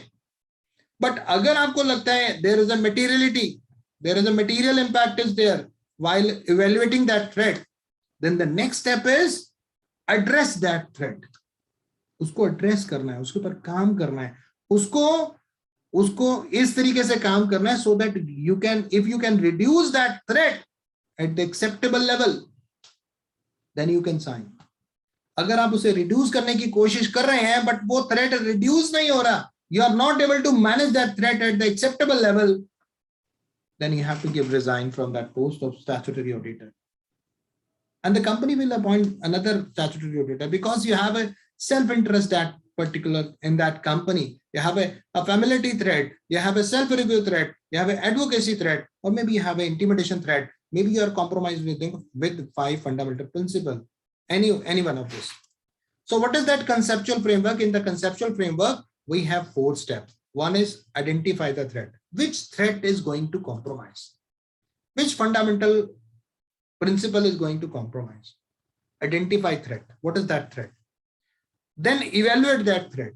The third one is address that threat so that the threat can be the level of risk, the level of, उसको reduce किया जाए, threat level को, उसकी materiality को reduce किया जाए, immaterial level पर आ जाए, so that we can accept that threat, acceptable level. Then there is no compromisation of this 5 fundamental principle and 5 threat. So what I mentioned, the part A of the new revised code of ethics 2019, that is what? How to comply with the new code of ethics, fundamental principle and conceptual framework. Now, next one.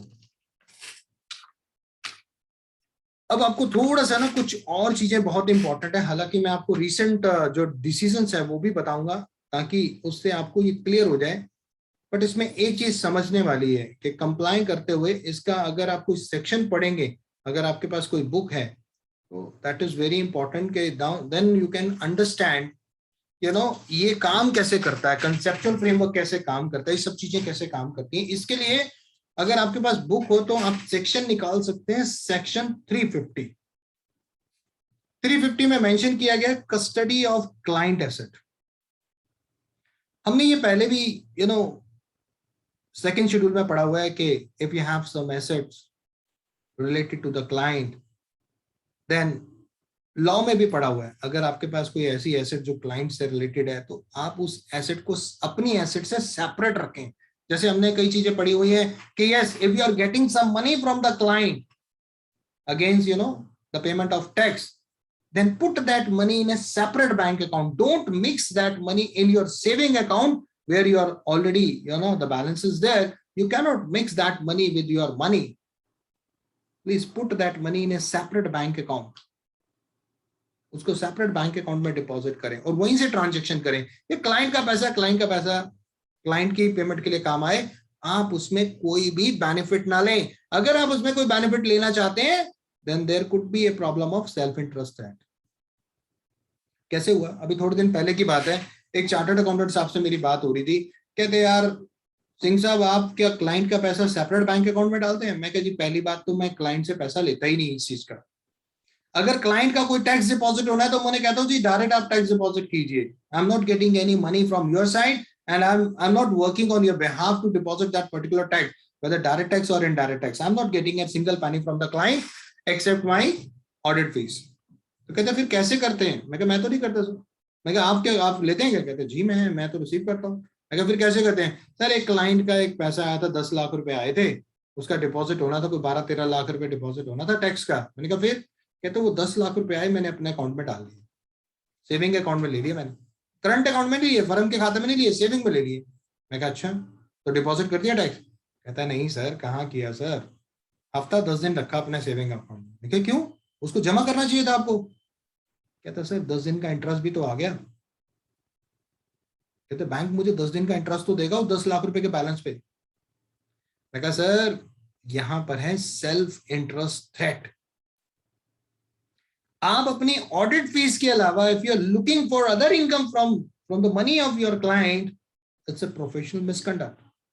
The duty of the practicing chartered accountant, the duty of the professional person, keep that money in a separate bank account, put that money in a separate bank account so that your 5 fundamental principle cannot be compromised, your 5 threat cannot be compromised, right? So self-interest threat, it's a professional misconduct. कहते sir कौन देखता है? मैं कहा नहीं sir please आपसे request है कि आप ऐसा पैसा अगर लेते हैं तो उसके लिए एक सेपरेट बैंक अकाउंट खुलवा लो फर्म के नाम से, और उसमें कोई भी ट्रांजैक्शन अगर आपको करनी है तो सिर्फ क्लाइंट का पैसा आ रहा है और उसका टैक्स जमा हो रहा है। क्योंकि एक हमारे एक चार्टर्ड अकाउंटेंट साहब है दिल्ली में, उनके साथ एक केस हुआ। उनको बड़ी हैबिट थी कि क्लाइंट का पैसा आता है वो अपने बैंक अकाउंट में ले लेते, वहीं से टैक्स की डिपॉजिट करते थे। एक बार उनका केस चार्टर्ड फर्म का स्कूटनी में लग गया, because number of deposit, number of transaction huge थी और टोटल भी उसका ह्यूज था। इनकम टैक्स डिपार्टमेंट ने देखा कि इस अकाउंट में बहुत सारा पैसा डिपॉजिट हो रहा है, क्योंकि बैंक क्वार्टरली रिपोर्ट करता है, मंथली बेसिस पे भी रिपोर्ट होती है। आजकल तो आप देख ही रहे हैं कि बहुत सारे क्लाइंट को भी मैसेज आते हैं कि आपकी जो लिमिट है उससे आप बियॉन्ड जा रहे हैं, you have completed 80% limit of your bank account. तो वहां पे क्लाइंट परेशान हो जाता है कि ये कौन सी लिमिट है, क्योंकि आरबीआई ने और इनकम टैक्स डिपार्टमेंट ने हर बैंक अकाउंट के ऊपर उनकी आईटीआर के हिसाब से लिमिट लगा रखी है, और लिमिट से ज्यादा अगर आप पैसा डिपॉजिट करते हैं, विड्रॉ करते हैं, तो आपकी वो लिमिट वहां पर विसल ब्लोअर हो जाता है। वहां पे विसल ब्लोअर है, वहां पे कंट्रोल्स हैं, और वो बैंकर को हाईलाइट करता है और बैंक की तरफ से वो मैसेज आ जाता है कि आपने 80% लिमिट अपनी कंप्लीट कर ली है और आपका 20% मार्जिन बाकी है। तो या तो आप किसी सेपरेट बैंक अकाउंट में डालें, तो बैंक मैनेजर से बात करो तो बोलेगा जी सेपरेट बैंक अकाउंट में पेमेंट ले लें, नहीं तो आपका अकाउंट सीज हो जाएगा। क्यों? क्योंकि आपकी प्रीवियस जो रिटर्न है जिस पे इनकम आपने डिस्क्लोज की है, वो इनकम आपके करंट ईयर के डिपॉजिट से मैच नहीं कर रही, या उसमें डिफरेंस बहुत ज्यादा ह्यूज है, परसेंटेज ऑफ उसमें बहुत ज्यादा ह्यूज है। So that is why your account can be seize, your account can be block. अब उस चार्टर्ड अकाउंटेंट साहब के साथ क्या हुआ, जब उनका केस कुट्टी में लगा, अब वो वहां पर प्रूव करने की कोशिश करें कि सर ये 2 लाख रुपए क्लाइंट के आए थे उसका मैंने वैट जमा किया, सर ये 2.5 लाख रुपए क्लाइंट के आए थे उसका मैंने इनकम टैक्स डिपॉजिट किया, उनके चलान की कॉपी लेके जाएं, ये लेके जाएं, वो लेके जाएं, एक तरफ क्रेडिट एंट्री एक तरफ डेबिट एंट्री को मैच करने की कोशिश करें, क्रॉस टैली कराने की कोशिश करें, बट सारी एंट्री क्रॉस टैली नहीं हुई। जिसकी वजह से प्रॉब्लम क्या हुई, उन चार्टर्ड अकाउंटेंट को जितनी फीस मिली थी ना, जितना उन्होंने इनकम टैक्स रिटर्न भरा था, उससे कहीं ज्यादा उनकी एडिशन आ गई। यदि आपको इतना टैक्स डिपॉजिट करना है because you have a receipt from your client and you are claiming that money is just a reimbursement of the payment of tax on behalf of client, so that is not matching, so you have to pay the tax on the addition amount. उसके बाद उन chartered accountant साहब ने फिर separate account खोला, कहते यार सिंह साहब बड़ी प्रॉब्लम हुई, मैं तो सोचा कोई नहीं देखता पर ये तो प्रॉब्लम हो गई।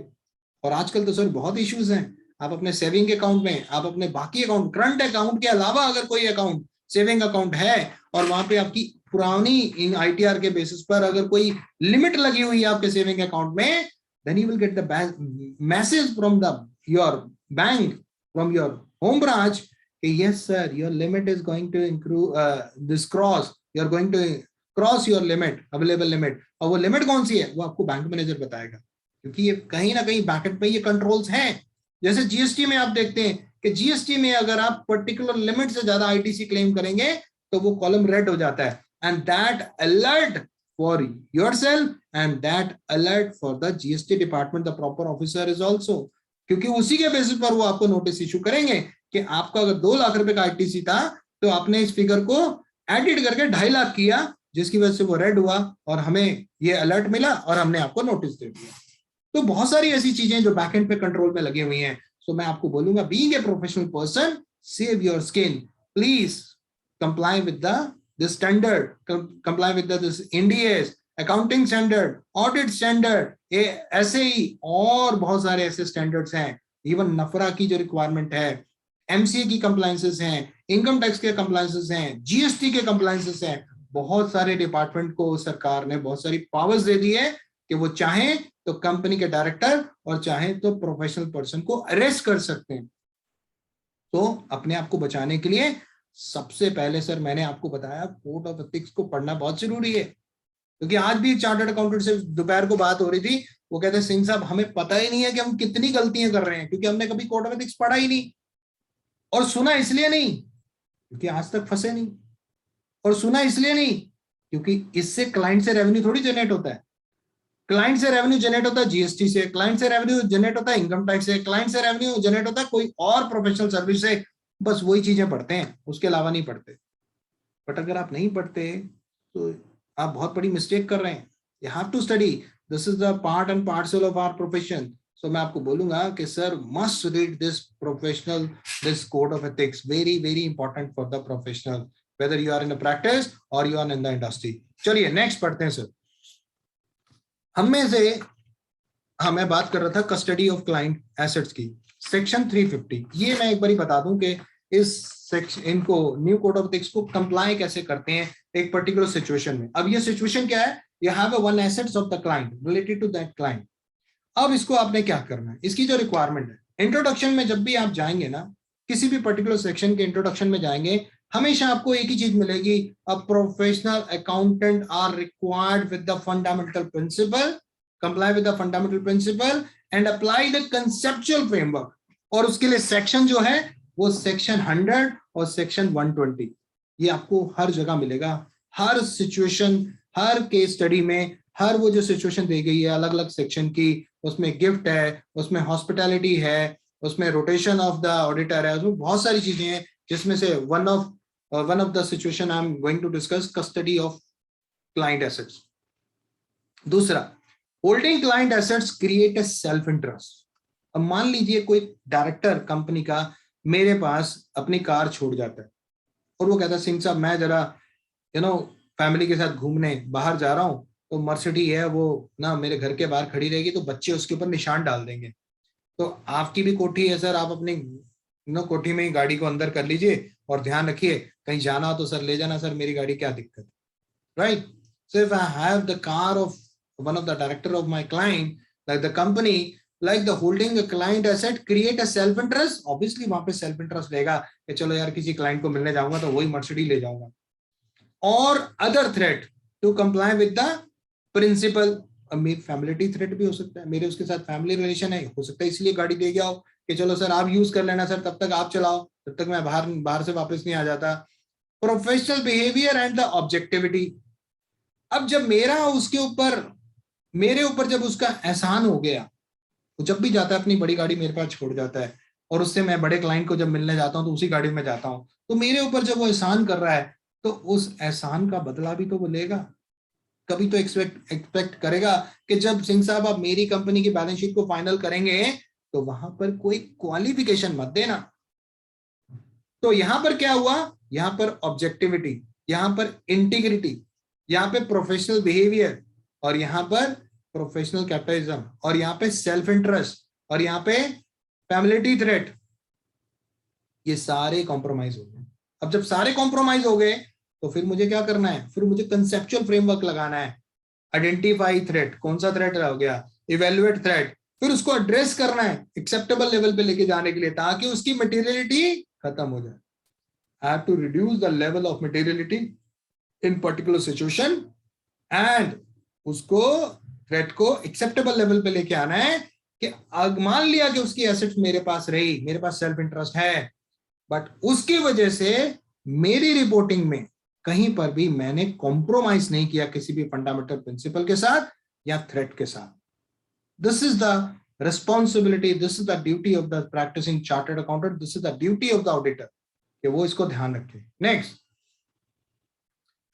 कहता है बिफोर टेकिंग कस्टडी, अगर वो एसेट को अपने पास रखता है तो रिक्वायरमेंट क्या है, उसको कस्टडी में लेने से पहले क्या करना है, उसे करना, professional accountant shall not assume the custody of client money और asset unless permitted to do so by the law.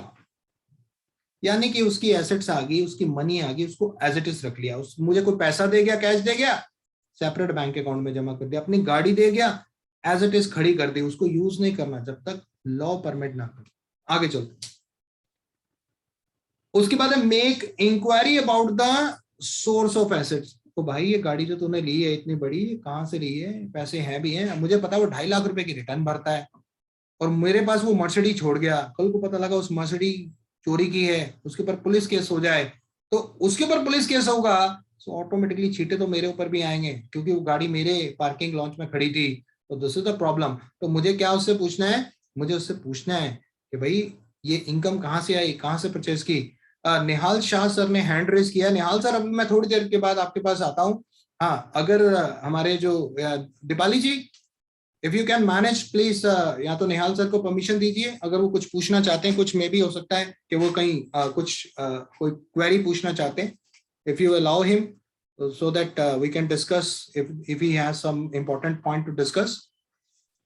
Otherwise last में फिर हम डिस्कस करेंगे जब हम क्रॉस क्वेश्चनिंग लेंगे. चलिए नेक्स्ट.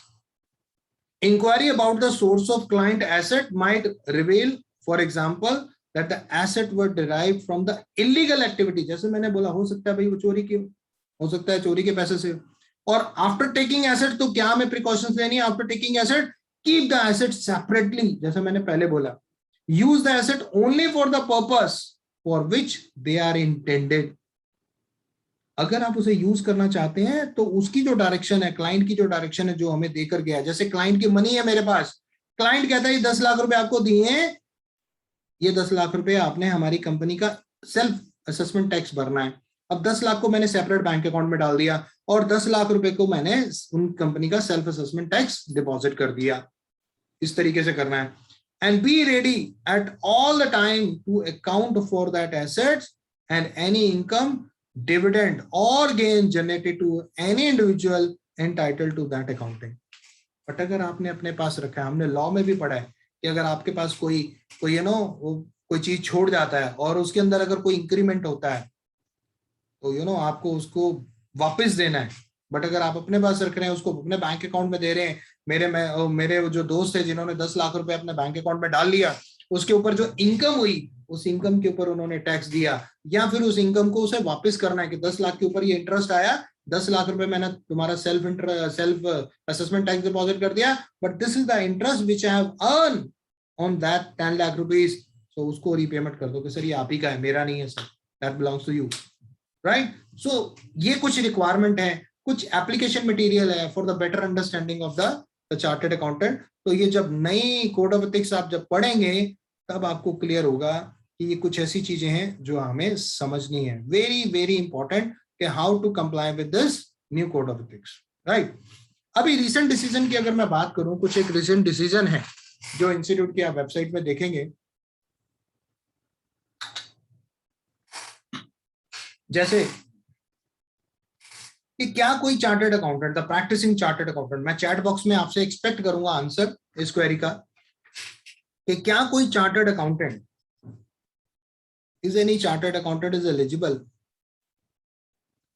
कि वो प्रैक्टिस के साथ साथ डेरिवेटिव्स की ट्रेडिंग भी कर सकता है या शेयर्स की ट्रेडिंग भी कर सकता है, बिजनेस कर सकता है, यस और नो? तो पासनी जी कह रहे नो, नो। एक आया है शशिकांत जी कहते हैं यस, और सुरेश जी भी कहते हैं यस। अब इसमें समझने वाली बात है कि इन्होंने यस क्यों कहा। रविंद्र जी भी कहते हैं यस। देखिए, इफ वी आर वर्किंग, हाँ इसमें लिखा ICI has allowed recently, sir इसमें ना हमें थोड़ा सा विजय सर थोड़ा सा इसे पढ़ना पड़ेगा। अगर आप उस रीसेंट डिसीजन को अगर आप देखेंगे तो what they have mentioned in that particular recent decision given by the ICI, तो दे हैव मेंशन कि आप अगर अपने खुद के लिए अगर इन्वेस्टमेंट करना चाहते हैं, जैसे लॉकडाउन के पीरियड में क्या हुआ कि बहुत सारे प्रोफेशनल, बहुत सारे बिजनेसमैन के बिजनेस खत्म हो गए, प्रोफेशन से रेवेन्यू को जो ग्राफ है वो डाउन हो गया, तो सबने क्या सोचा कि हमारे पास कुछ सेविंग्स हैं, क्यों ना उसको म्यूचुअल फंड में लगा लिया जाए, क्यों ना उसको शेयर्स में लगा लिया जाए। बहुत सारे चार्टर्ड अकाउंटेंट ने पेंडेमिक में बहुत सारी इन्वेस्टमेंट के ऊपर काम करना शुरू कर दिया, even they have shifted to that area, they have surrendered their COP and they have shifted to the this derivative और equity funding, इसके ऊपर वो काम करना शुरू कर दिया, उन्होंने अपनी लाइन ही चेंज कर दी। और कुछ ऐसे थे जो आईटी फील्ड में चले गए, और कुछ ऐसे थे जिन्होंने अपना प्रोफेशन बंद करके बिजनेस स्टार्ट कर दिया। और कौन सी आइटम का बिजनेस स्टार्ट कर दिया? मेडिकल लाइन में उन्होंने बिजनेस स्टार्ट कर दिया, क्योंकि उनको पता है जब भी ये बीमारी आएगी, जब भी कोई ऐसी बीमारी आएगी, बड़ी से बड़ी महामारी आएगी, कोई ऐसा पेंडेमिक टाइम आएगा अगेन, तो उनका बिजनेस तो चलता रहेगा, क्योंकि दो ही चीजें सबसे ज्यादा चल रही थी, एक मेडिकल लाइन जिसमें मेडिसिन की सेल परचेज का वो काम चल रहा था, और दूसरा आईटी इंडस्ट्री, जिसकी वजह से आज हम जूम पे बैठे हैं, इतने सारे member 200 plus without moving outside Delhi. I'm easy to make, I'm easy to able to this, to communicate with all the person who are sitting before me, right? और आप भी मेरे से बात कर सकते हैं, मैं दिल्ली में बैठा हूँ, आप अपने अपने डिफरेंट स्टेट में बैठे हैं, तो this is possible with this Zoom. So technology and the medical line, तो बहुत सारे चार्टर्ड अकाउंटेंट ने डेरिवेटिव्स में डील करना स्टार्ट किया। इसलिए इंस्टीट्यूट ने रिसेंट डिसीजन में लिखा है as a practising chartered accountant, ध्यान से सुनना सर, जिन्होंने यस लिखा, रविंद्रा सर ध्यान से सुनना प्लीज, सुरेश सर और शशिकांत सर, अगर आप as a practising chartered accountant market में हैं, if you are working as a practising chartered accountant in the market, then आप क्लाइंट के लिए वो परचेज नहीं कर सकते, अपने किसी क्लाइंट के लिए सेल परचेज का काम नहीं कर सकते, उसके लिए कोई ये इन्वेस्टमेंट में, इक्विटी में, डेरिवेटिव्स में कोई ऐसा कंसल्टेंसी नहीं दे सकते, क्योंकि वो एक सेपरेट बिजनेस है। अपने लिए खुद के लिए इन्वेस्टमेंट करना चाहते हो, कर सकते हो, दैट इज पॉसिबल। बट अगर आप सेपरेट बिजनेस स्टार्ट करना चाहते हैं साथ में अपनी प्रैक्टिस के, then first you have to surrender your COP, full time COP, even part time COP तो कुछ होता ही नहीं है, कोई बेनिफिट नहीं होता। फुल टाइम सीओपी जो आपके पास है, जिसकी वजह से with the help of this full time COP you can sign the balance sheet, you can attest any balance sheet, you can do the audit. You have to surrender that COP, then you can do that a business, because that comes under the business. So while doing this practice part, you cannot start your business, a separate business, a different business, parallel this practice. So you have to surrender COP. But अगर अपने personal के लिए investment करना चाहते हैं, मैं खुद अपने लिए डेरिवेटिव्स खरीदता हूँ, मैं खुद डेरिवेटिव में डील करता हूँ, अपने पर्सनल, अपनी सेविंग से अपनी इन्वेस्टमेंट करता हूँ, नॉट क्लाइंट की, क्लाइंट को कंसल्टेंसी नहीं देता, right? So this is not acceptable, this is not permitted by the ICI, but yes अपने लिए आप कर सकते हैं। आपको यह भी पता है कि अगर कोई चार्टर्ड फर्म अपनी फर्म का उद्योग आधार निकालना चाहे, सर्टिफिकेट निकाल सकते हैं या नहीं? यस और नो? आप अपनी फर्म का उद्योग आधार निकाल सकते हैं या नहीं निकाल सकते? यस निकाल सकते हैं, that is permissible from the ICI। Okay, क्या कोई internal auditor, suppose I'm an internal auditor of such and such company, suppose let's say A Private Limited company, so can I buy the equity share of that A Private Limited company while providing the service of an internal auditor? Yes or no? Yes sir, कर सकते हैं। शशिकांत जी ने बिल्कुल सही कहा कि अगर मैं किसी कंपनी में, नो नहीं है, यस ही है, स्टैट्यूटरी ऑडिटर अगर आप किसी कंपनी के हैं तो आप उस कंपनी के शेयर्स नहीं खरीद सकते, but as a internal auditor अगर आप हैं then you can buy, otherwise no. क्यों? क्योंकि वो जो जजमेंट है, वो जो डिसीजन है, वो जो आपकी जो रिपोर्ट है, वो स्टैट्यूटरी ऑडिटर की रिपोर्ट वेरी वेरी इंपॉर्टेंट, वो बाइस नहीं होनी चाहिए, उसमें सेल्फ इंटरेस्ट नहीं होना चाहिए। इंटरनल ऑडिटर की जो रिपोर्ट होती है वो मैनेजमेंट लेवल वाला जो पार्ट है उसमें वो आती है, right? So as an internal auditor you can buy the equity shares of the company, but as a statutory auditor you cannot invest a single penny in that particular company because आपका self interest उसमें हो जाएगा, और जब self interest हो जाएगा तो integrity and objectivity compromise हो जाएगी। नेक्स्ट, इसमें तीसरा है कि क्या कोई मेंबर, क्या कोई प्रैक्टिसिंग चार्टर्ड अकाउंटेंट, क्या कोई प्रैक्टिसिंग चार्टर्ड अकाउंटेंट अपना एक व्हाट्सएप का ग्रुप बना ले और वो अपने नॉन क्लाइंट को GST के ऊपर अपडेट भेजे? Is it possible? क्या कोई चार्टर्ड अकाउंटेंट अपने नॉन क्लाइंट को अपनी सोसाइटी में नॉन क्लाइंट को GST के अपडेट भेजे, इनकम टैक्स के अपडेट भेजे? Is it permissible from the ICI? Yes और नो? सुरेश सर कहते हैं नो, शशिकांत जी कहते हैं यस, सुनील जी कहते हैं यस, संदीप जी कहते हैं यस। सर यही चीजें हैं, आप जितने भी डिसीजन आए ना उनको बड़े ध्यान से पढ़ना। आप अगर अपने क्लाइंट को GST के अपडेट्स भेजते हैं there is no issue, but अगर आप नॉन क्लाइंट, जो आपके क्लाइंट नहीं है, उनको अगर आप GST के अपडेट भेजते हैं तो क्लॉज 6 और क्लॉज 7 की वायलेशन हो जाती है। यानी कि कहीं ना कहीं वो एडवर्टीजमेंट का पार्ट बन जाता है, कहीं ना कहीं वो प्रोफेशन को सॉलिसिट करने का पार्ट बन जाता है। क्लॉज 6 सॉलिसिट के लिए कहता है, क्लॉज 7 जो है वो एडवर्टीजमेंट का काम करता है। तो आपके जो क्लाइंट है, अगर आप उनको अपडेट भेजते हो GST के, और वो भी उनके नेचर ऑफ बिजनेस से रिलेटेड, then there is no issue, then there is no issue. आप एडवर्टीजमेंट नहीं कर रहे हैं, आप उसे बता रहे हैं कि सर आपकी GST की रिटर्न 1 जानी थी और वो नहीं गई, ये उसकी लास्ट डेट है, ये लेटेस्ट अमेंडमेंट आई है, आपका जो नेचर ऑफ बिजनेस है सर उसमें HSN, जो HSN है उसमें पर्टिकुलर HSN में GST का रेट 12% से 18% हो गया है, वहां पर कोई इशू नहीं है। आप मार्केट का एक जो न्यूज़पेपर है, नॉर्मल न्यूज़पेपर है, उसमें आप मैसेज भेजते हैं, आप प्राइवेट वो सर्विस लेते हैं व्हाट्सएप की, और उसको गुड मॉर्निंग वाला, जैसे सर ने भी, आनंद जी ने भेजा है कि what about good morning message to the friends and the client, sir that is not a solicit, that is not a advertisement, जब तक आप उसमें कोई पर्टिकुलर अपडेट ना भेजो। अब गुड मॉर्निंग तो हम सभी से करते हैं, गुड मॉर्निंग तो हम किसी राजनेता से भी कर सकते हैं, गुड मॉर्निंग तो हम अपने प्रेसिडेंट से भी करते हैं, गुड मॉर्निंग तो हम अपने प्रोफेशन में सभी को करते हैं, गुड मॉर्निंग हम अपने रिलेटिव को करते हैं, और वहां पर कहीं सेल्फ इंटरेस्ट नहीं है। यस, ये जो सर ने, विजय सर ने जो डाला है ना, this is very important and it should be change, क्योंकि इसके ऊपर मेरे पास बहुत अच्छी चीज है, मैं आपको बताना चाहूंगा। सर ने लिखा है, what about having a YouTube channel to promote knowledge.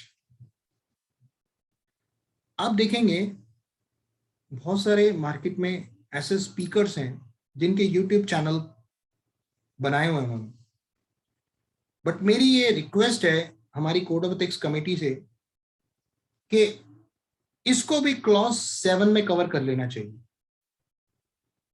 और एक सजेशन ये है, जो इस प्रोग्राम के माध्यम से,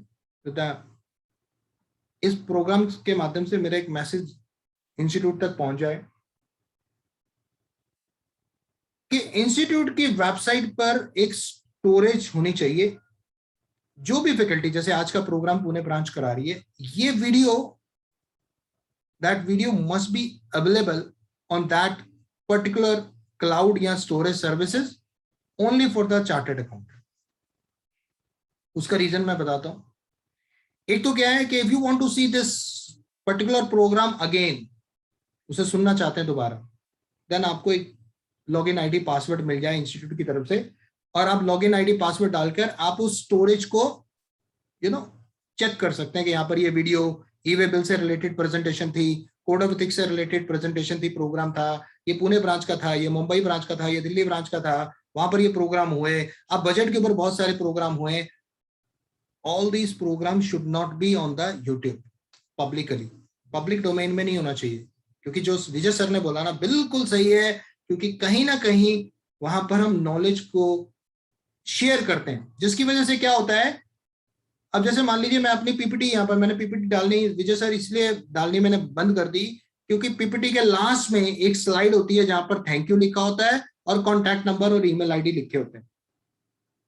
अगर वो यूट्यूब पे है और कोई भी नॉन चार्टर्ड, कोई भी आउटसाइडर, कोई भी मेरा नॉन क्लाइंट पर्सन अगर उसको देख रहा है और वीडियो को पूरा देखता है और लास्ट में मेरी स्लाइड मेरे कॉन्टैक्ट नंबर और ईमेल आईडी वाली देखता है और मुझे फोन कर देता है कि सिंह साहब, we are looking for a professional services from your firm because I have seen your video, कि आप इस पर्टिकुलर जीएसटी के टॉपिक पे बोल रहे थे, तो ये कहीं ना कहीं क्लॉज 7 में आना चाहिए। बट अगर कोई ऐसी प्रेजेंटेशन, ऐसा कोई वीडियो जैसे आज चल रहा है, ये रिकॉर्डिंग हो रहा है इस समय, ये रिकॉर्डिंग अवेलेबल होनी चाहिए only to the chartered accountant, whether they are in the industry, they are a practicing chartered accountant, right?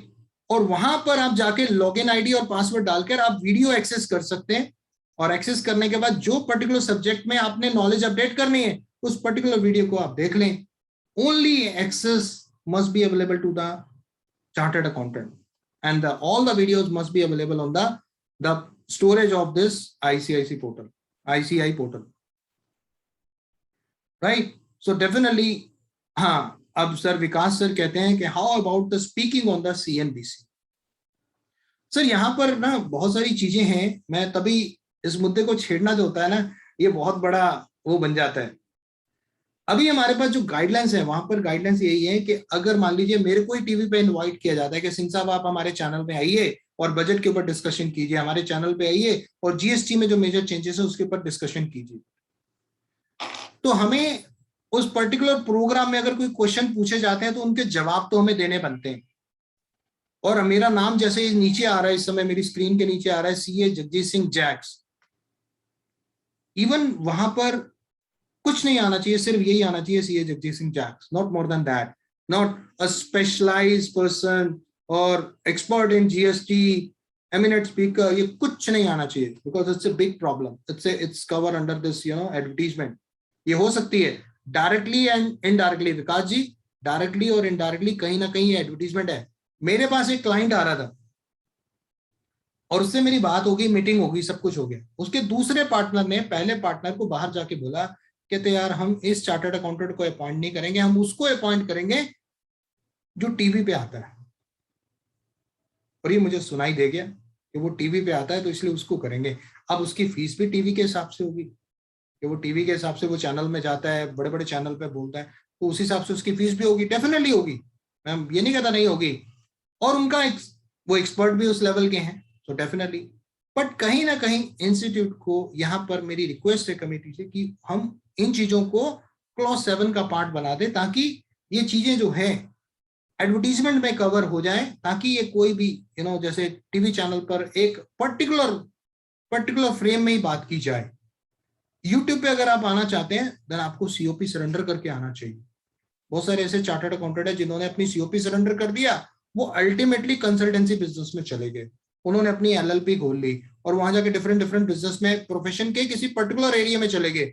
जैसे हम बात करते हैं मैनेजमेंट कंसल्टेंसी सर्विस, एक ऑप्शन है प्रैक्टिसिंग चार्टर्ड अकाउंटेंट के पास कि आप चाहें तो अपने फर्म के साथ साथ एक मैनेजमेंट कंसल्टेंसी कंपनी खोल सकते हैं, राइट? वो भी ऑप्शन हमारे पास है। तो वहां पर आप जाके वो काम कर सकते हैं जो अटैच फंक्शन में कवर नहीं होते, यानी कि उस कंपनी में आप टैक्स ऑडिट साइन नहीं कर सकते, बैलेंस शीट साइन नहीं कर सकते, और बहुत सारे स्टैट्यूटरी ऑडिट नहीं कर सकते। उसमें चाहे तो आप MIS के ऊपर काम कर सकते हैं, बजटिंग के ऊपर काम कर सकते हैं, फंडिंग के ऊपर, बहुत सारी चीजें हैं वहां पर। आप पढ़ेंगे ना, रूल्स एंड रेगुलेशन ICAI के हैं, उस मैनेजमेंट कंसल्टेंसी कंपनी के, तो वो सारी चीजें हमें वहां पर अलाउ हैं अगर हम वो करते हैं। बट अगर आप कुछ ऐसा करना चाहते हैं which is not permissible by the ICAI, then we have to surrender this COP, और हमें उस लेवल पे जाना चाहिए, राइट। अब thank you sir, Tushar sir ने थैंक यू बोला सर, थैंक यू सर आप सभी को, क्योंकि आप देखिए बात बेसिकली जो सुनना और सुन के ऊपर उसको इम्प्लीमेंट करना। अब ये मैसेज जो आज मैंने इस माध्यम के थ्रू दिया है और आप सबने इसको एक्सेप्ट किया है, तो ये कहीं ना कहीं अगर इंस्टीट्यूट के पास जाता है, कहीं ना कहीं हमारे रेस्पेक्टेड सेंट्रल काउंसिल मेंबर के पास जाता है, इवन मैं इसके ऊपर रिप्रेजेंटेशन का काम भी करूंगा कि ये चीजें होनी चाहिए, ताकि कोई भी अनड्यू एडवांटेज जो मार्केट में चल रही है वो ना हो, right. So I think the time almost 8 होने वाले हैं, 2 मिनट रहते हैं। अगर किसी के कोई क्रॉस क्वेश्चन है, हालांकि मेरा टॉपिक कंप्लीट नहीं हुआ क्योंकि मेरे पास बहुत सारे डॉक्यूमेंट्स है, बहुत सारी चीजें जो मैंने वर्किंग कर रखी है। आप देखेंगे इतने सारे पेजेस हैं। कोड ऑफ एथिक्स के लिए तो वर्कशॉप चाहिए होती है, तब जाके कोड ऑफ एथिक्स कंप्लीट होता है। सो दीपाली जी, so thank you very much. Over to you. If there is any question, if anybody want to ask anything, please. Dipali ji, over to you. Thank you. Thank you sir. Sir काफी सारे questions popup हो रहे chat box में, जी जो miss हो चुके हैं, क्या हम ले सकते हैं उन्हें? या उसमें वो मैंने कवर कर दिए हैं। उसमें जो जो पीछे जो क्वेश्चंस आए थे, एक बार आई डोंट नो, मेरे पास तो कोई ऐसा क्वेश्चंस नहीं दिख रहा। मेरे पास तो गुड इवनिंग दिख रहे हैं। आप देखिए कौन से क्वेश्चन है, एक मुझे बता क्वेश्चन है, एक जी क्वेश्चन है, is there some help desk where before accepting any new assignment we can seek guidance about violation of code of ethics? आप कोड ऑफ एथिक्स की जो वेबसाइट है, अगर आप उस पर जाएंगे, राइट, मैं सबसे पहले आपको ये रिक्वेस्ट करूंगा कि जो हमारे कोड ऑफ एथिक्स के 3 वॉल्यूम्स है, तीनों वॉल्यूम है, वॉल्यूम 1, वॉल्यूम 2, वॉल्यूम 3। वॉल्यूम 3 मैंने इसलिए बोला क्योंकि उसमें पर्टिकुलर केस स्टडीज मेंशन है। आप उसमें रेफर कर सकते हैं कौन सा ऐसा केस स्टडी जहां पर आपको लगता है इसे पर्टिकुलर प्रॉब्लम है, मेरे केस में हो सकती है और मुझे अपनी स्किन को सेव करना है, तो आप उसको देख सकते हैं वहां से, पर्टिकुलर केस लॉ। बट अगर आपको बेसिक चीजें पढ़नी है, बेसिक चीजें तो इंस्टीट्यूट की वेबसाइट पे PPTs पड़ी हुई हैं कोड ऑफ एथिक्स की, वो भी आप पढ़ सकते हैं। आप पर्टिकुलर, जैसे मैं बात करूं टैक्स ऑडिट की बात करूं, टैक्स ऑडिट का गाइडेंस नोट ऑलरेडी ICAI की वेबसाइट पे पड़ा हुआ है। आप उसकी पब्लिकेशन में जाएं, पब्लिकेशन का बटन उसमें जब प्रेस करेंगे, जब ओपन करेंगे ऊपर टूल बॉक्स में, तो वो पब्लिकेशन में जाएंगे तो हर कमेटी के प्रॉपर पेज पे उसका पब्लिकेशन पड़ा हुआ है। डायरेक्ट टैक्स की कमेटी में जाए तो डायरेक्ट टैक्स से रिलेटेड सब पड़ा हुआ है, इनडायरेक्ट टैक्स कमेटी में जाए तो उनका हर मटेरियल पड़ा हुआ है जो आप स्टडी कर सकते हैं। और कोड ऑफ एथिक्स की कमेटी को अगर आप ओपन करते हैं तो कोड ऑफ एथिक्स से रिलेटेड हर एक इंपॉर्टेंट इंफॉर्मेशन पड़ी हुई है for the better understanding and for the benefit of professional, right. So वहां से आप डाउनलोड कर सकते हैं, PDF फाइल डाउनलोड कर सकते हैं, PPT डाउनलोड कर सकते हैं, और भी बहुत सारी चीजें। जी दीपाली जी। जी थैंक यू सर। सर एक क्वेश्चन है Q&A में तुषार पटकी सर से। Hello sir, I am a full-time practicing CA and recently cleared CPA US. In this scenario, I have 3 questions. First, am I allowed to hold 2 COPs, CA and CPA simultaneously? नहीं, पहले question का answer है नहीं। Okay. Second question है, can I go in job US taxation and if yes, then what steps I need to take? देखिए, if he is looking for a job outside India like US taxation में वो job करना चाहते हैं, सो मैं अगर बोलूं कि वो जॉब करना चाहते हैं, सो साइमल्टेनियसली 2 चीजें नहीं हो सकती। जॉब के साथ साथ फुल टाइम COP नहीं हो सकता, राइट। अब मार्केट में देखेंगे बहुत सारे ऐसे चार्टर्ड अकाउंटेंट हैं, they are looking for job. So मेरी तरफ से एक हम्बल रिक्वेस्ट होने रहती है कि please surrender your full time COP if you are looking for industry, because when you are working in the industry and side by side you have a full-time COP, that is a professional misconduct. If he is looking for a job, whether outside India, whether inside India, surrenders full-time COP, right? Yes, I think other questions भी no ही होंगे उन्होंने जो पूछे हैं। Am I allowed to sign? Am I allowed to sign still? मैं बोलूंगा अगर आप जॉब में हैं तो आपको COP सरेंडर करना है। जब आप COP सरेंडर कर देंगे, then you are not supposed to sign any document. You are not supposed to attest any document as a practicing chartered accountant or as a professional member. So does institute allow some concession for me? I'm very sorry, sir, Tushar sir. Profession के लिए कोई concession नहीं है. There are no excuse for any professional. कहते हैं ना कि excuse नहीं, excuse बहुत बड़ी problem है. अगर आप concession की बात करेंगे तो आप सोचें कि इंस्टीट्यूट में जितने भी हमारे सीनियर मेंबर हैं, जो इंस्टीट्यूट में ऑलरेडी इलेक्टेड मेंबर हैं, वो उन कंसेशन को पहले ले चुके होते हैं अगर ये चीज अवेलेबल होती तो. ठीक है, so there is no any concession. And आगे आपने लिखा as I can be a probable candidate who can practise in foreign taxation. देखिए फॉरेन टैक्सेशन उसमें अगर आप करना चाहते हैं, फॉरेन टैक्सेशन में करना चाहें तो कर सकते हैं, बट उसके लिए वही है कि किसी पर्टिकुलर कंट्री में अगर आप करना चाहते हैं तो उस पर्टिकुलर कंट्री में आप जाकर उसके प्रोफेशनल आप मेंबरशिप मेंबर बन के then you can start. India में रह के अगर करना चाहते हो then you have to apply for the this COP in India from the institute. और फोर्थ क्वेश्चन है any other step and the care which I need to take such scenario. So thanks in advance. तो मैं आपसे यही बोलूंगा कि sir वहां पर आप क्या करें, a member in practice outside India की गाइडलाइंस जरूर पढ़ लें. The guidelines for the member in practice, the person who is outside India, या फिर if you are outside India and what are the the guidelines available for that person practicing chartered accountant, the person is outside India. और सारी चीजें institute में पड़ी हुई हैं, institute के वेबसाइट पे पड़ी हुई हैं. आप जर्नल अगर पढ़ते हैं, इंस्टीट्यूट का जर्नल जो आता है हर मंथली बेसिस पे जो जर्नल आता है उसमें हमेशा 3-4 पेजेस होते हैं कोड ऑफ एथिक्स के.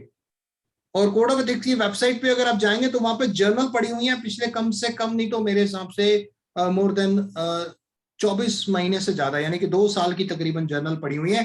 कोड ऑफ एथिक्स से रिलेटेड सिर्फ 3-3 पेजेस हैं, आप उनको जरूर पढ़ें. उसमें आप अपने से रिलेटेड इंटरनेशनल लेवल के जो केस आपने बताए हैं, सिचुएशंस बताई हैं, उसके आंसर्स हैं. और फिर भी अगर कोई दिक्कत लगे तो मैं दीपाली जी से रिक्वेस्ट करूंगा मेरा ईमेल आईडी और मोबाइल अगर वो शेयर कर सकते हैं तो शेयर कर देना. In future if you will face any problem you can talk to me. Abhijit Joshi ji कहते हैं if by any chance the mistake has happened in the past, how it can be rectified. Sir अभी मैं थोड़ी देर पहले की बात है, कोई 1-1.5 घंटे पहले मेरे पास एक CA साहब का फोन आया. कहते हैं कि एक चार्टर्ड अकाउंटेंट साहब ने क्या किया, डायरेक्टर से बैलेंस शीट बिना दिखाए उन्होंने अपलोड कर दी. अपलोड भी कर दी, वेरीफाई भी कर दी. अब वो जो डायरेक्टर थे उनका जो बेटा था चार्टर्ड अकाउंटेंट, उनका फोन मेरे पास आया और मुझे कहते हैं फोन आया और मुझे कहते हैं सिंह साहब एक बताइए कि वो चार्टर्ड अकाउंटेंट है एक, उन्होंने बैलेंस शीट बिना हमारी अप्रूवल के फाइल भी कर दी, टैक्स उसमें बनता नहीं था, रिफंड बनता था, और बकायदा उसको वेरीफाई भी कर दिया हमारा टोकन लगा के, तो हम इसमें क्या कर सकते हैं. ठीक है, सो ऑब्वियसली रिवीजन आप उसमें रिवाइज कर दें क्योंकि अभी टाइम पीरियड आप उसे रिवाइज कर दें. एक केस मेरे पास 2 दिन पहले आया, उसमें क्या किया उन्होंने, एक ऐसी प्राइवेट लिमिटेड कंपनी की बैलेंस शीट साइन करके जमा भी कर दी.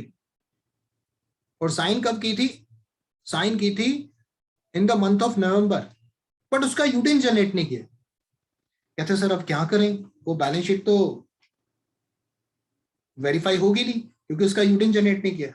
मैंने कहा सर आप एक काम कर सकते हैं, या तो आप मेंबर सेक्शन में एक एप्लीकेशन लिख दीजिए कि हमने सच एंड सच डेट को ये बैलेंस शीट साइन की थी और उसका हम यूटिन जनरेट करना भूल गए और 60 दिन निकल गए.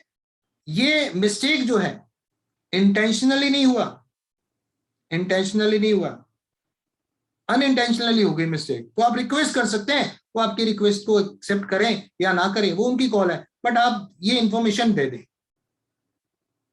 या फिर उन्होंने एक और सजेशन उन्होंने मुझे दिया कि क्या मैं आज की डेट में अगर यूटिन जनरेट कर दूं. मैंने कहा आप आज की डेट में यूटिन जनरेट करके भी आप उन्हें रिक्वेस्ट कर सकते हैं, वो भी मेंशन करके कि सर मैंने आज किया क्योंकि आज मेरे दिमाग में आया कि यूटिन भूल गया, तो वो उसको एक्सेप्टेंस दे सकते हैं या नहीं दे सकते. So that is the call from the UDIN department of our ICI, right. But उसको जनरेट जरूर करें क्योंकि कोई भी बैलेंस शीट, कोई भी ऐसा डॉक्यूमेंट जो आपने साइन किया विदाउट यूटिन, उसकी ऑथेंटिसिटी, उसकी वैलिडिटी तब तक नहीं है जब तक यूटिन जनरेट नहीं है. आप उसे यूटिन जनरेट जरूर कीजिए. बाकी इंस्टीट्यूट क्या स्टेप लेगा आपके अगेंस्ट, बट आपकी ईमानदारी है कि आपने उसे यूटिन तो जनरेट किया और आपने अपनी गलती भी मानी. सो that is from your side, but ICI क्या करता है, तो आईसीआई आप उस हिसाब से काम करेगा एंड डेफिनेटली आपको उसका बेनिफिट मिलेगा जब आप उसे यूनिट जनरेट कर देंगे। जी, yes Deepali ji, over to you again. Yes, I think, sir, we have covered almost all questions. तो आप जो भी मेरा नंबर और ईमेल आईडी अगर आप शेयर करना चाहें तो मेंबर्स को आप सेपरेटली भी करना चाहें और चैट में डालना चाहें तो आप कर देना, ताकि किसी का कोई क्वेश्चन हो, किसी की कोई क्वेरी हो इन फ्यूचर, तो they can talk to me और they can mail their query to me directly. जी, yes, sir. Yes. और लास्ट में मैं कंक्लूड करने से पहले, so my thanks from my bottom of my heart, because it's a great opportunity given by this Pune branch of our ICI of this WIRC region. So thanks to Sameer sir, and thanks to the another person, the I basically Mr. Kashinaji. So thanks to both you, both the chartered accountant, both the office bearer of this branch, and Dipali ji, thanks to you also for the wonderful the introduction given by me, given for me at the starting of this program, and all the supporting members from your branch. Thank you, and thank you all the participants. You have listened this presentation very carefully. Thank you. Over to you, Dipali ji. Thank you so much, sir. In fact, I would like to present a vote of thanks to you because आपने code of ethics को इतना simple तरीके से explain किया, like we were so interested in it. इतने relevant examples हमें provide किए, and I think हमारे काफी सारे questions हमें answers मिल चुके हैं. So thank you so much, sir. Thank you so much for But मैं अभी बोलूंगा टोटल कोड ऑफ एथिक्स का मैंने सिर्फ 20% भी अभी कवर नहीं किया। Right, sir. Due to time constraint, we couldn't complete everything. But I think काफी सारे questions हमें answers मिल गए हैं, and if we could provide your details, your contact details, we could share with the participants. Thank you. And That thank you is up to so you. much all attendees for attending today and making such a for giving such a nice response. So I hereby now conclude that the today's session is over. Thank you, Ji. Thank you, everyone. Thank you. Thank you. Thank you.